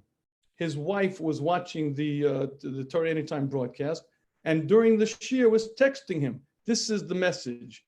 Rabbi Shafier says, don't change your spouse. Well, my Rebbe said, if you don't help your spouse become who they are, you're not doing your job. Your job as a carousel bias is to see what your spouse is doing wrong and to help them. And if you're not doing that, you're not doing your job. That's what he showed me on the phone. What did I say to him? I said, number one, I don't think the Rebbetzin ever said that. And if she did, then I have to imagine that her husband is either a Tohen Gittin or a divorce lawyer, because it's the worst advice ever. So let me be very clear. A keres bias is not the job of a wife is not to improve your husband. The job of a husband not to improve your wife. Don't change your spouse. Don't do it. Don't do it. So if you say everyone knows we're not supposed to do it, no one knows it. We all do it. Just take your pulse. Take the litmus test. Just find me tomorrow. Just pay attention and tell me there aren't 5 or 6 or 7 times and you really desperately try to change your spouse without him knowing that. Okay, but fine. Let's grant. I'm sorry, Hoshi. Go on. Let's assume everyone knows. Everyone knows that you're not supposed to change your spouse. You're supposed to accept him as he is and work on changing yourself. This is how I tried to live for almost 20 years of marriage. My husband is a huge spender, a hoarder, messy, and I am the opposite. He knows it's hard for me and tries to minimize it when he can, but I have to put up with a lot all these years. At this point in my life, all I can feel is huge pain from all that I have put up with. I feel that I have been dealing with extremes, and now that my efforts to be patient and accepting have become haunt to me, as now I have years of baggage from all the tolerance over the years. Maybe you'll say I didn't accept it in this case, could be, but I did tolerate it a huge amount and lowered my standards by far. Okay, first of all, I hear and I life, you know, I don't. Again, I just want to clarify the question, make sure I understand it. Basically, they did the Rabbi Shafier method, number 6, not to try to change your spouse. And 20 years later, they feel pretzeled, and they feel like it's so hard for them because they put up so much and they still feel nothing. Okay, so again, first of all, I hear what you're going through, and I recognize it is very difficult and very unfortunate. I'd like to also share with you that I believe every spouse has that to some level, maybe not to the same extent that you're feeling it, and the same extent that you're having to put up with it, but it's a part of life. But let me address what you're saying. When you say that your husband really has tried, so here's the question I have. Why didn't he succeed? If he's a hoarder and he's a spender, and it's clear that he wants to please you, and he clearly understands that it's bothering you and it's causing you a lot of trouble, and he tried, why didn't he succeed? Why didn't he just change? And I think the answer to this question is the key to understanding how to deal with this issue. The reason he didn't change is not because he doesn't love you. And the reason that he didn't change is not because he's a creep or callous or mean or anything other than that is his nature. Hashem gives different tevas to different people. Are we supposed to work on it? Absolutely. But as you know, from any area you've worked on in life, growth is very slow and very incremental. You work, you take tiny steps, as Coach Menachem said. You don't go out for 3 hours every week in the beginning, you take slow steps. But my point is, seriously, you take slow incremental steps and change is very, very slow. Now, I want to put this into perspective for a minute. What if your husband had a medical condition that made life difficult? Rahman al-San, he was paralyzed from the legs down. And you had to do a tremendous amount of work. Imagine for a minute, your husband could do basically nothing. He's in a wheelchair. Now, that's a very difficult situation, very, very hard. And it creates a tremendous strain on Shalom Bayis. But I'd be willing to bet you it'd be a lot easier. You'd feel a lot less of the emotional baggage.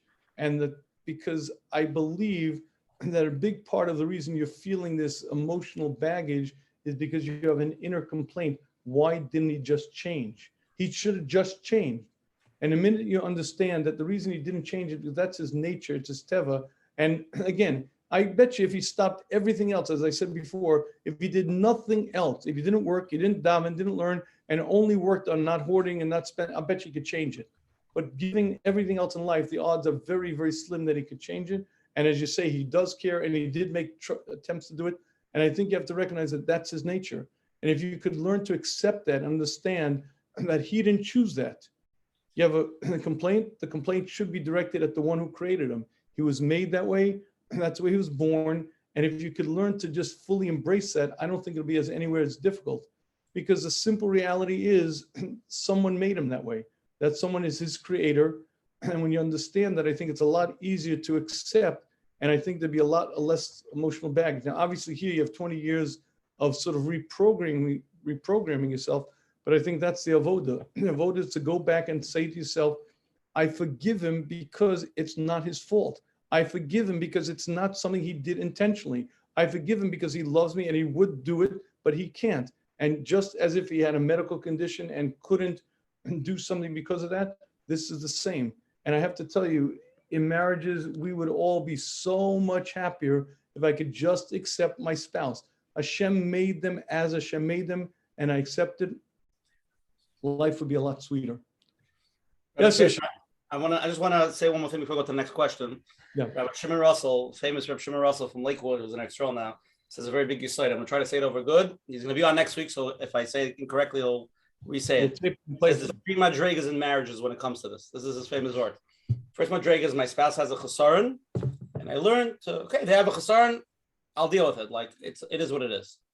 Then the next yisoid in marriage is the person has a chesaron. And even though they have a chesaron, I'll still love them for who they are. And I learned that they're them, I'm me. He said the ultimate level of marriage is you realize that you're Bashert, that chesaron is really for your ultimate tikkun nefesh. And thank you for having that chesaron, because that chesaron helps me become a better person. So that's the ultimate level. I have to have so many chesronos that I needed a spouse with that much tikkun for me. Right. I hear you. And again, you can touch it how you want, and obviously everything has levels and limits. But just wanted to bring up that you said I could ask him next week when he's on. I think we should take a moment, because you're talking about acceptance. I see a lot of people are sending in their questions. What do I do with this and with that? And they're trying and trying. Like you're saying, you have to stop trying.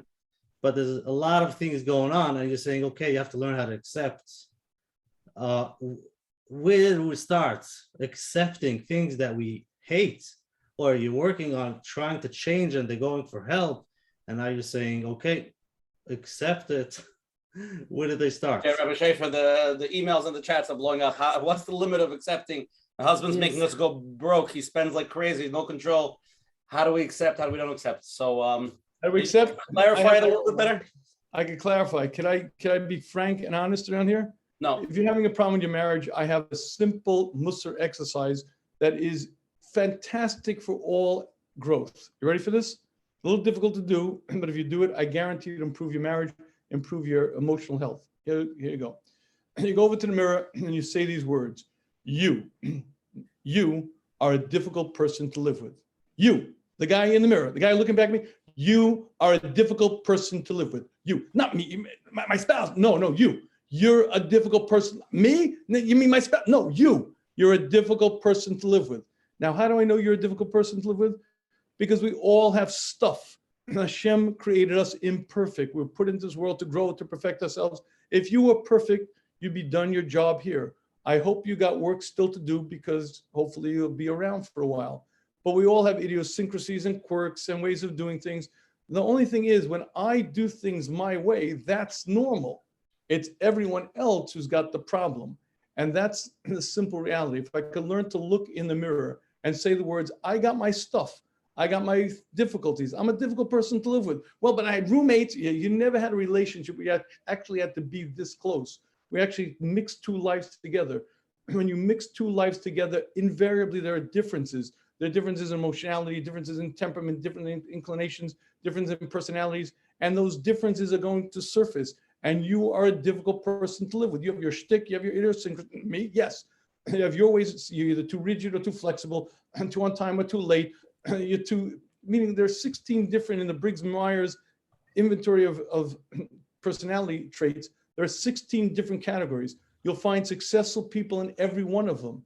But the problem is, when you mix two different ones, suddenly there's a lot of compromising, a lot of getting used to things that has to happen.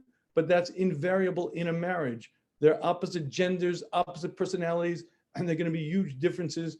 And recognizing that you're not an easy person to live with, recognizing that I am a difficult person to live with, makes it a lot easier to accept that my spouse as well is also a difficult person to live with.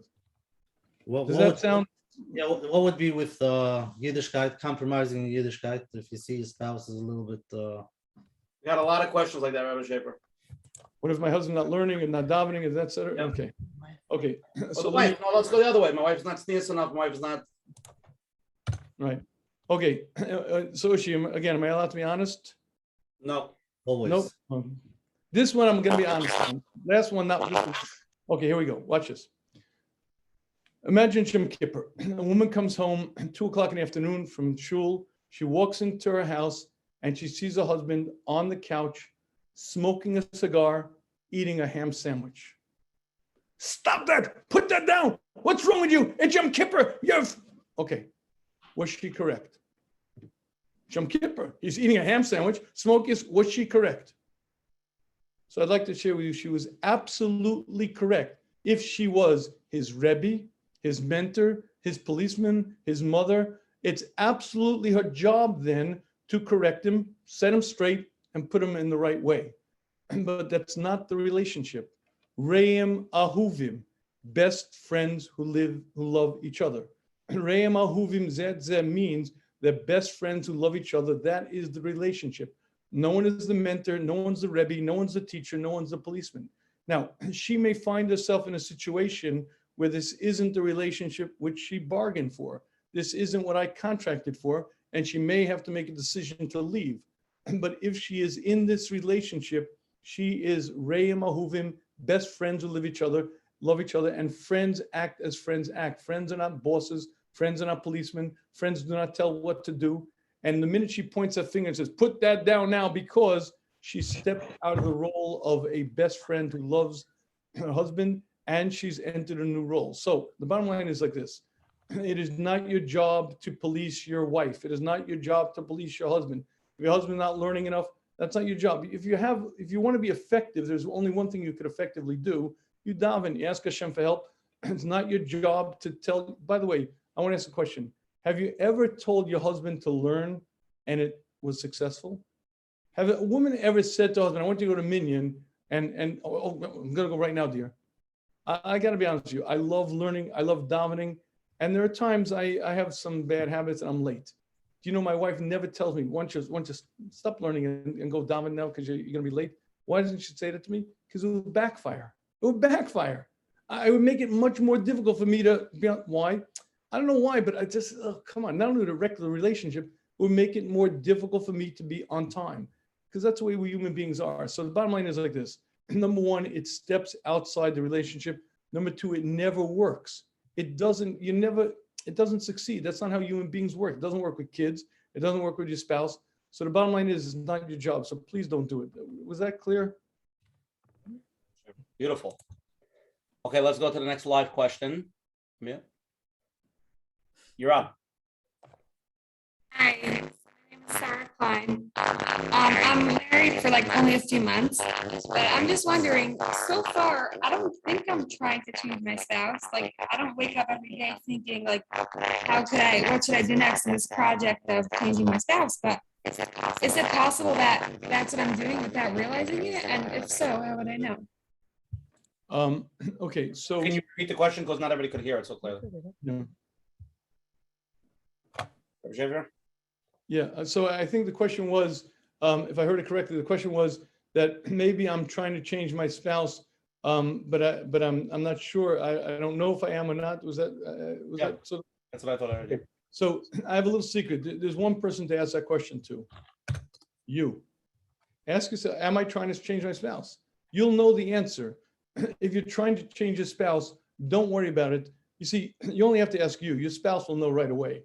Your spouse knows absolutely, everyone thinks I'm going to try to change my spouse in a way that he won't realize. In this way, behind the scene, with positive reinforcement, with your spouse will read through you like a book. The only question you have to ask is to you, am I trying to change my spouse?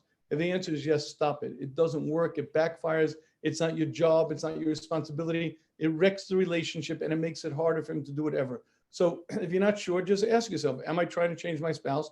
If the answer is yes, stop. Especially if you're newly married. It's a habit that when you get into and keep at long enough, it becomes very difficult to change. If you're newly married, just remember, you're responsible for your ruchnius. Hashem's going to ask you one question when you're done your job on this earth. How much did you grow? How much did you accomplish? You keep your eyes on your side of the mechitza. Your husband's responsible for his ruchnius. You're responsible for your ruchnius. As long as you keep that clear, life will be fine and well. You work on the relationship. And by the way, the better the relationship is, the more your husband's going to want to please you. If you have she'ifas, if you have you want to grow and you want to accomplish, you want to raise a real Torah home, the more your husband loves you, the more he's going to want to please you, the more likely it's going to be that he's going to do those things that you ultimately want, learn, daven, whatever it may be.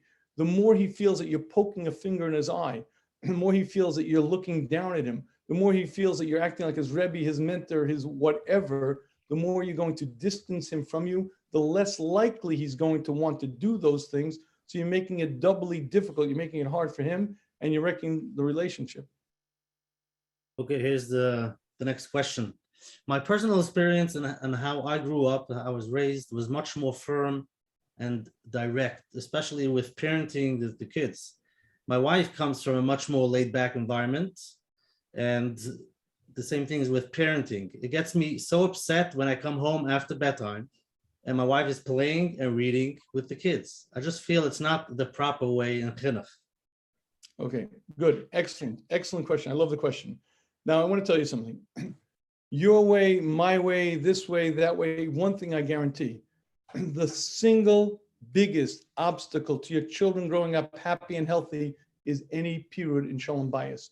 Meaning whatever the educational philosophy is, your way or my way, the damage done in the relationship will cause much greater damage than anything you could ever do by being too lenient or too strict with your children.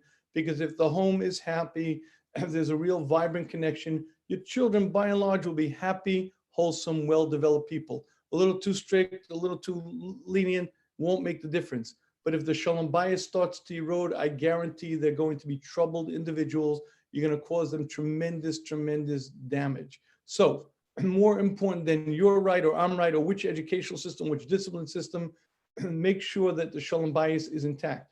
What is it worth fighting about in a marriage? Nothing. And certainly not when it comes down to discipline or educational systems.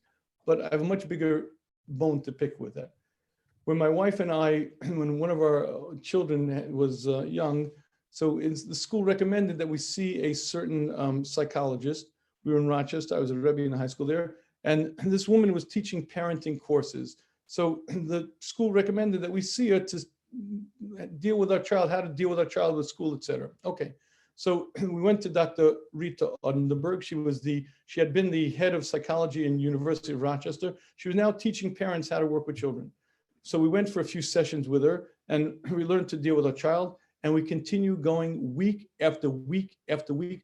I would sit there with a notebook taking copious notes. We became Talmidim. I begged her to write a book. I was going to write it with her because she was, unfortunately, she died before she wrote it. But my wife and I went for weeks, for years. We went, I don't know how long we went, but I'm telling you, we became Talmidim. And I discovered something amazing. She was, first of all, she was a Talmud of Chaim Genat, and she was a real mumcha. She really understood child education, the nature of a child, child emotionality, child psychology. Anyway, I discovered something amazing. And that is that I knew very little. I was a parent, but I knew very, very little about the nature of a child, what educational systems work best, what discipline systems work best. And that's when I realized something. Most parents have a very strong sheet about discipline based on one thing, their nature, their temperament. It's not something that they studied, not something that they went out there and really looked into and really delved into, and certainly not something that they studied the nature of their child and recognized that their child might be very different than them and might need the opposite discipline system that work well for them. Most parents discipline by instinct. This is the right way, strict or lenient, loving or more, but that doesn't mean anything other than that's the way that's natural to you. Now, the reason why I say that is, are you so certain that your way is the best way and your spouse's way is damaging to your child? I'm willing to bet you haven't studied carefully. And I'm willing to bet you that you're really not that skilled in child psychology and you haven't studied that much. Again, my wife and I, after studying by this woman for many, many years, we realized how little we knew. But here's the point. Likely, it's just the way you feel about things. So when you recognize that, it becomes a lot easier for you to say, okay, maybe my way is my way, but it's a lot better for my child to give in to my spouse because we're going to have a wholesome, happy marriage and my child will benefit much more. And besides which, I may not be right anyway. So again, I think that perspective is very important to keep in mind, that when you're giving into your spouse, not only you're building shalom bias, it might be your spouse is right.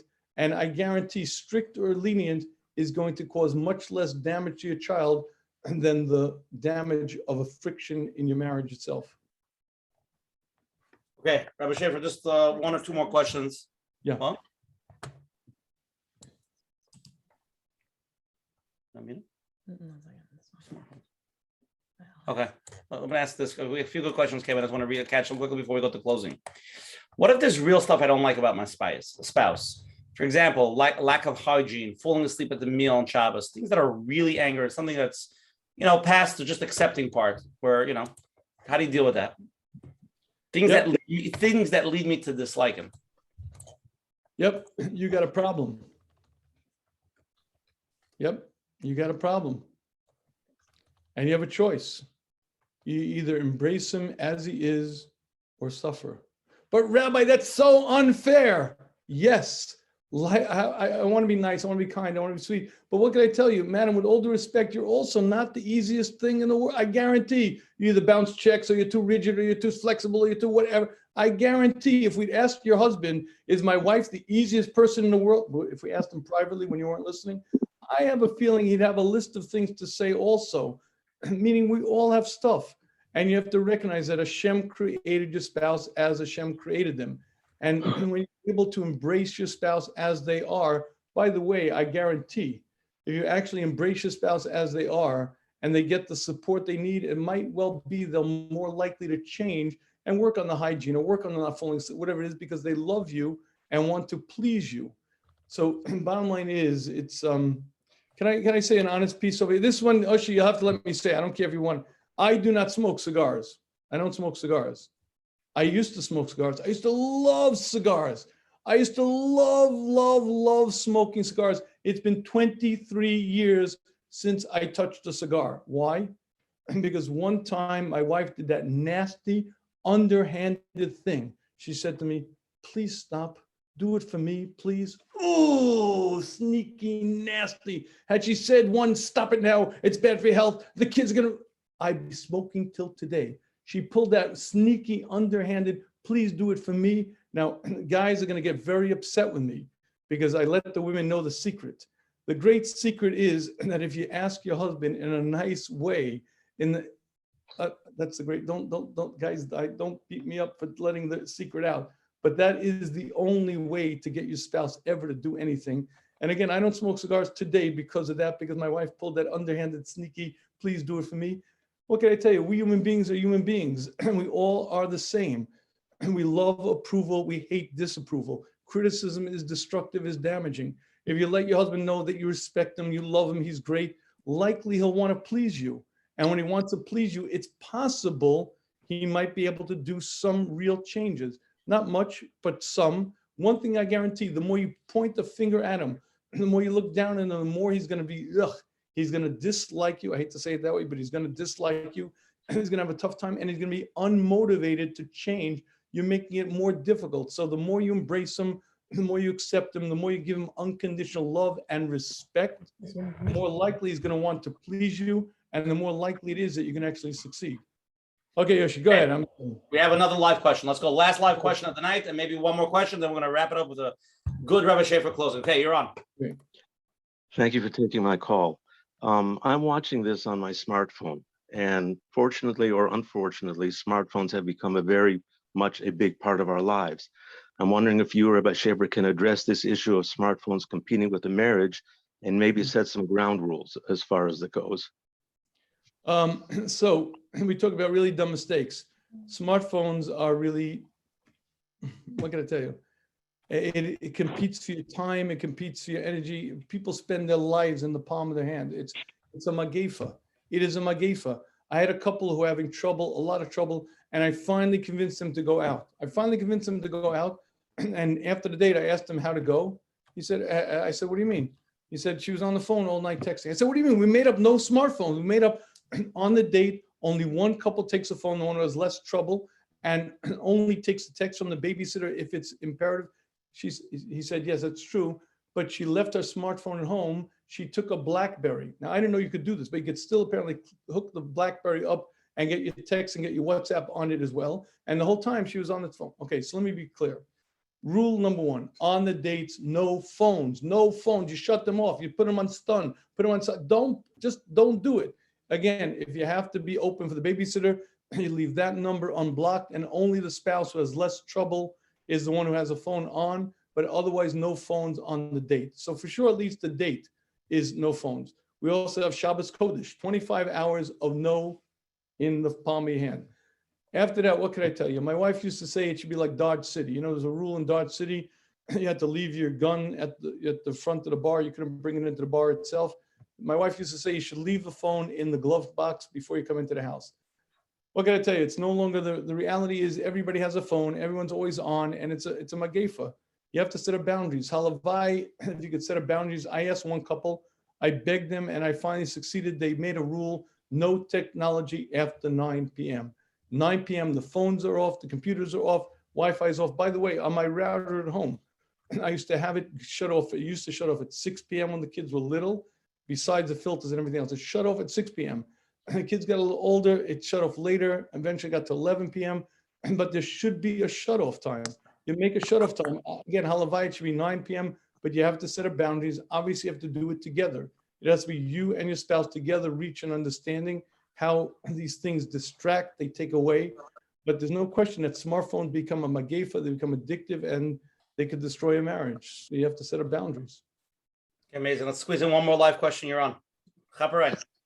Hi, Rabbi. I have a quick question for you. So in the beginning of my marriage, everything was okay until some time passed. And I realized that basically we're going through infertility. And I started like kind of developing more of a distance from my husband. And I noticed other couples who have children and my friends, like they express that the children bring like a closer bond. So how do you create that bond knowing you don't have children and you don't know when you'll ever have it, basically? Okay, so first of all, I hear your problem, and I feel I'm sorry that you're having this kind of difficulty. I also want you to know something, that children do not make a couple closer. Typically, children do the opposite. Everyone says, we'll have a child and it'll help the marriage. Typically, children cause much more distance and much more separation. If the marriage is solid and the marriage is healthy, despite the children, they could be healthy and keep a bond. But typically, children compete for romance, they compete for time, they compete for attention, and typically they become the biggest distancer in the relationship. So if you think that the reason why other couples are so close is because they have children, I don't think so. Now, again, going through a difficult situation as you're going through is a very serious issue. I highly recommend you reach out to A-Time. A-Time is a wonderful organization if you already participate. And they have a lot of workshops, a lot of things, because dealing with life issues is difficult and it puts a strain on the marriage. But you should know it's never the issue that causes the couples. Fights are never about the issues. It's about the underlying emotions. If your relationship is solid, if you're connecting, if you're bonded, then these issues just become my way, your way. We figure out a way. But if the distance between you guys begins decreasing, then anything becomes a problem. So my recommendation is work on the marriage. I recommend you go to A-Time because as an organization, they deal with infertility. And I don't mean just medically, but I mean the support and the emotional piece and the everything that may be very important, because there's going to be guilt, and there's going to be sense of accusations, your fault, my fault, or just feeling not able to provide children. So there's a lot of emotional baggage that's going to come along, and I highly recommend an organization like A-Time because they're professionals who can help you deal with it. But more than anything, you have to work on your marriage. Work on your marriage means spend time together, bond, figure out what it is that you used to connect about, figure out what it is that used to bond you guys, and spend time doing that again together. But you have to be very proactive. You have to be very active and really intentionally create the marriage that you want. Rabbi Shafier, let's have two more questions quickly, and then we're going to go to closing, okay? Okay. This is for the woman over here, because I guess you're very pro-woman. So now we know everything the wife wants to hear. What about the husband? What did the husband want to hear? Women want to know, what could they do to make their husband, their marriage better? Don't change your husband. Oh, that's it. Don't change your husband. 4 words. Don't change your husband. Don't change your. That's it. I almost guarantee. You see, what a man needs at the core of his essence is different than what a woman needs. A woman needs to know that she's cherished, that she's loved, She needs that sense that she's number one in her husband's eyes. What a man needs is very different. A man needs respect. A man needs to know that his wife respects him. The minute you try to change your husband, you know what you're saying to him? You're not good enough. You don't make the grade. You need to get better. You need to improve. And what you're doing is you're pushing him down. You're smushing him. You think you're doing it as good. You think you're doing because you're nurturer. You think you're doing because you're helping him. You're smushing him down. You're putting him down, and you're damaging the relationship. Don't change your husband. 4 words. If you don't do that, life changes. I can't tell you how many relationships improve dramatically. But I want to just say this. I guarantee I can say those words, and you could want to, but there's this innate need. I can't. By the way, I was once giving a Shalom Bias session in a 5-part in Brooklyn, and we took questions after the sessions were over, and almost every question from the women came up something like this: Rabbi, what if I try to change him with a sense of humor? No, don't do it. It doesn't work. It damages it. What if I try to change him with positive reinforcement? No, don't do it. Please don't do it. It damages the relationship. What if I try to do it with consequences? No, don't do it. Please don't do it. Okay, I thought I made my point. 20 minutes I spent on this. I got home. The very first email I get was from a woman that said like this: if I don't try to change him with a sense of humor, if I don't try to change him with positive reinforcement, if I don't try to change him with consequences, how am I going to change him? So I said back to the, please, okay, one second. The last email, you're not going to believe it, but this is Bli Guzma. The last email I get read like this: Rabbi, maybe after all the time you spent on this, it's not that we don't get it, maybe we don't agree. So let me be very clear. If you have a maternal instinct, that's wonderful. And if you want to help your children, that's wonderful. But if you're going to use your nurturing maternal instinct to improve your husband, I got news for you. You're damaging your marriage. You're not going to change him. He's not going to change, and you're damaging your husband. Please don't do it. I beg you. Try a hiatus. 2 weeks, don't do it, and watch what happens. He becomes so much nicer, becomes so much more amenable. All right, anyway, did I make the point, Oshi? Made an excellent point. Okay, we have enough. I'm sorry, people just keep not hopping around. They want to ask live. I'm sorry, Rabbi Shafier. You have a little bit more time for me? How many books? How many books? I don't know, but everybody's asking live. Email coachmenachem@gmail.com, your email address, and Rabbi Shafier is going to send you a free book. Okay, you're on. I'm hearing more and more of couples getting divorced after being married for a really short time. Something has changed, or is it just more and more people being born and around these days? Okay, that's a very good question. In the beginning of the book, I give 4 reasons why this is. There are 4 reasons why divorces are happening much quicker now. Number 1, it's a disposable generation. Everything's disposable. You disposable cups, disposable marriages, disposable everything. Number 2, what's in it for me? We live in a generation that's extremely self-centered. Number 3, unwholesome. Unfortunately, we live in a generation that's very unwholesome. You know, marriage is an institution, but it's not a hospital. If you're having if you have stuff going on, you have to deal with that. People have this attitude: listen, my anxiety and my OCD, I'll get married, it'll all go away. What happens is it doesn't go away. Generally, what happens is the problem gets worse, because whatever emotional problem you have is exacerbated by having to have it function in a relationship. So dealing with your own stuff first is important. And what's number 4? Number 4 is why you need this book. Oshi, I can't hold up the book, but get the book. I'm telling you, 10 really dumb mistakes. Oshi, how do you get the book? Oh, that's your job. I'm not going to say. Okay. So first of all, Rabbi Shafier, I'm just going to read the 10 things. I want to make sure we covered all of them. Can I read them? Go for it. Okay. So we covered mistaking infatuation for love, thinking I could have done better, forgetting the love, that the glue of the marriage, forgetting that respect comes first, forgetting that a woman needs to be cherished, trying to change your spouse. Did we discuss that tonight? Trying to change your spouse? I don't remember. I'm not sure. I don't think we tried to remember. Oh, we didn't get to that one yet. Forgetting that talk means something different to women, judging your spouse based on your experience, forgetting that. I think we covered a little bit when we spoke about the chinuch, that I was raised this way, that was raised that way. Maybe. Forgetting that you are best friends. And did we discuss this, criticizing your spouse? No. Okay, let's go to closing now. Now let's just repeat. What? Okay, so if anybody wants to order the book, you go to theshmooze.com. You could order it over there. It's sold in the bookstore. Somebody texted they bought it in Tuvi as a Muncie. Excellent book. Please buy the book. Buy it for your kids. Buy it for everybody. I'm not. I know Rabbi Shafier didn't write this book for to make millions, but it's very, very, very helpful stuff. And as much as we think we know it all, we don't know it all. It's good to read it, and you should definitely buy it. Get it on the shmooze.com. What else comes with it? If you buy it on the shmooze.com, you get a free subscription to Life magazine and unlimited Hamadia. I think if you buy it from the shmooze.com, you get the audio version. And what other version you get? You get the audio book, the ebook, as well as the Marriage Transformation Bootcamp as a bonus. So I don't want to compete with the stores, but again, you get if you bought it at the store, send me an email. I'll gladly send you a link to it. But the audio book, which again is the book, I read the book. I had a sound engineer, I did a professional job in it. The audio book, the ebook, as well as the Marriage Transformation Bootcamp. So if you go to the shmooze.com, THESHMUZ.com, you got to remember it's spelled funny, like Heinz ketchup, no, that's pre-publication. There we go. THESHMUZ.com. You'll see a banner on top. Click it. Then you'll get the book. You'll get the audio book, the ebook, as well as the Marriage Transformation Bootcamp. Go for it, Oshi. I think it's amazing, and definitely everybody should get it. It's Murdik. And okay, let's go to closing. Again, Bentzion Shafier for coming back again and being mechazik.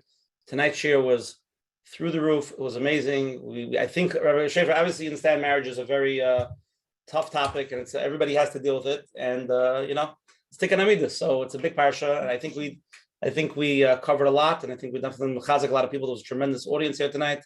And tonight's share is learned. We're learning L'zech Nishmas, Rabbi Arnech, Fried's father, his yard tonight. There was Zev, Shlomo, Rabbi Yosef, the Shlomo Shlomo, a big schos tonight's Heilig Geshir. And again, if anybody wants to join every Sunday, I send out on Sunday morning the WhatsApp, the flyer. That's how the share grows, by people posting it to their family chats, putting it on their statuses. Please WhatsApp me at 848-525-0066, 848-525-0066, and then say my number. And every Sunday I'll send it to you. Please send it around. Again, if anybody was here tonight for the first time, we do it every Sunday night at 9:30. Tonight's share was share 82. So please join us. And next Sunday, we're going to have an amazing bomb share, Rabbi Shafier, next level. We're going to have Rabbi Y.Y. Jacobson and Shimon Russell live from Eretz Yisrael. We're talking about why so many teenagers are struggling in today's generation. Not only that, but what we could actually do to help them. It's going to be a very powerful, meaningful program. Everybody could learn from this. Anybody who has kids and anybody who wants to have kids, this is next level stuff. Please join. I'm very involved with something with this organization that's behind this. It's unbelievable stuff. So please join. Try to be on early. What else did I want to say? Rabbi Shafier, a few people are texting. Do you have an email address so they can contact you? People want to send you some questions. Rebbe, REBBE at theshmooze.com. So it's REBBE at theshmooze.com, THESHMUZ.com, Rebbe at theshmooze.com. Okay, everything is recorded. It'll be Menachem on tomorrow on Menachem's Bernfeld site, Bernfeld.com. Can I leave with one last thought, Oshi? One final last thought? Close. We're going to do closing. Ready? Okay, I'm ready to do closing. Okay, go MenachemBernfeld.com. If you have any questions, email coachmenachem@gmail.com. Tonight's share is shared 82, and it's all going to be recorded. We have a phone line that's going to be uploaded to tomorrow. Menachem for people that want to listen on the phone. It's 848-777-GROW, 848-777-GROW. Again, I want to thank all the advertising sponsors, Lakewood Scoop, Rabbi, Yanif Chazak, Chayla Kaf from Shmuzam, JCN. Special thank you to OK Clarity. We collaborate with them, okclarity.com. You can find the best therapists, coaches, nutritionists, engage in forums, and stay inspired. Links will be emailed after the show. I'm going to go to closing words now from Coach Menachem. Rabbi, before we go to Coach Menachem, I just want to say, Rabbi Shafier, Meiredik, without criticizing. Okay, Rabbi. What should I change? What did you change? You should write more books. Okay, Coach Menachem, go. So I want to thank you, Rabbi Shafier, for being here tonight. And I do see from the emails and the chats. So first of all, I want to mention that Rabbi Shafier has a whole series on tefillah. So that's also very important, which you mentioned before. Obviously, we need a lot of tefillah. And when people hear you have to accept, which is, wow, wait a second, how is this going to work? Number one should be tefillah. And I want to mention also, you mentioned looking in the mirror. I got some finally are saying, okay, so I can't change him. What can I do? And the truth is, that's a very good approach. It's like turning it around and maybe not being so harsh in that mirror. But the question is always, what could I do? And if there's something going on and your spouse is not, for whatever reason, not on the same page, you go get yourself help. It can be talking to a therapist or whatever to help you in the situation, even though it's not changing the spouse, but it's what can I do, which is hopefully what we get from tonight is if I can't change the other, what can I do? So thank you very much for being here, and tefillah for those who need it, that Amit Hashem should open the eyes and our hearts, that we should be able to learn how to accept, which is could be a lifetime work. Shkoyach. Okay, thank Rabbi you. Bentzion and Shafier from the Shmuz, please leave us with divrei chizuk. Give us a tremendous closing to this. For all the hundreds of people that are here. First of all, Ushi, and thank you very much, and Coach Menachem, thank you. I greatly value the opportunity to be here. I'd like to share with you the most romantic words I ever heard in my life. My Rebbe, the Rosh Yeshiva Zatzal, was older than the Rebbitzin, and everyone expected that the Rosh Yeshiva would pass away first, but that's not what happened. The Rebbitzin took ill, and very shortly thereafter passed away, and the Rosh Yeshiva got up to say a hesped, to say a eulogy at the Rebbitzin for his wife. And first he began by saying that everything we did together. We built the yeshiva together, we built the Talmidim together, we went to Eretz Yisrael together. Everything we did together. I didn't have to worry about my health. I didn't have to worry about my food. Everything we did together. He must have said that 12, maybe 14 times. Everything we did together. And then he said, I said a hesped for my father. I said a hesped for my mother. I cannot say a hesped for my wife. If I say a hesped for my wife, it's like I'm saying a hesped for myself. I can't do it. And he sat down. And with those words, I think he defined the perfect marriage. One unit, bonded, connected together, one unit. It takes an awful lot of work to get there, and it takes an awful lot of learning and changing. But you daven, you mispalel, you work on things, and eventually Hashem helps. And maybe not right away. There are going to be ups and downs, but you work on it. Eventually Hashem helps, and that's the ultimate goal. One unit connected together in this world and the world to come, bonded forever. Shkoyach Rabbi Shafier, Moedik. I'll see everybody next week. Sunday, 9:30, Rabbi Ywa Jacobson or Shimras from Eretz Yisrael. Good night. Shkoyach. Okay, thank you.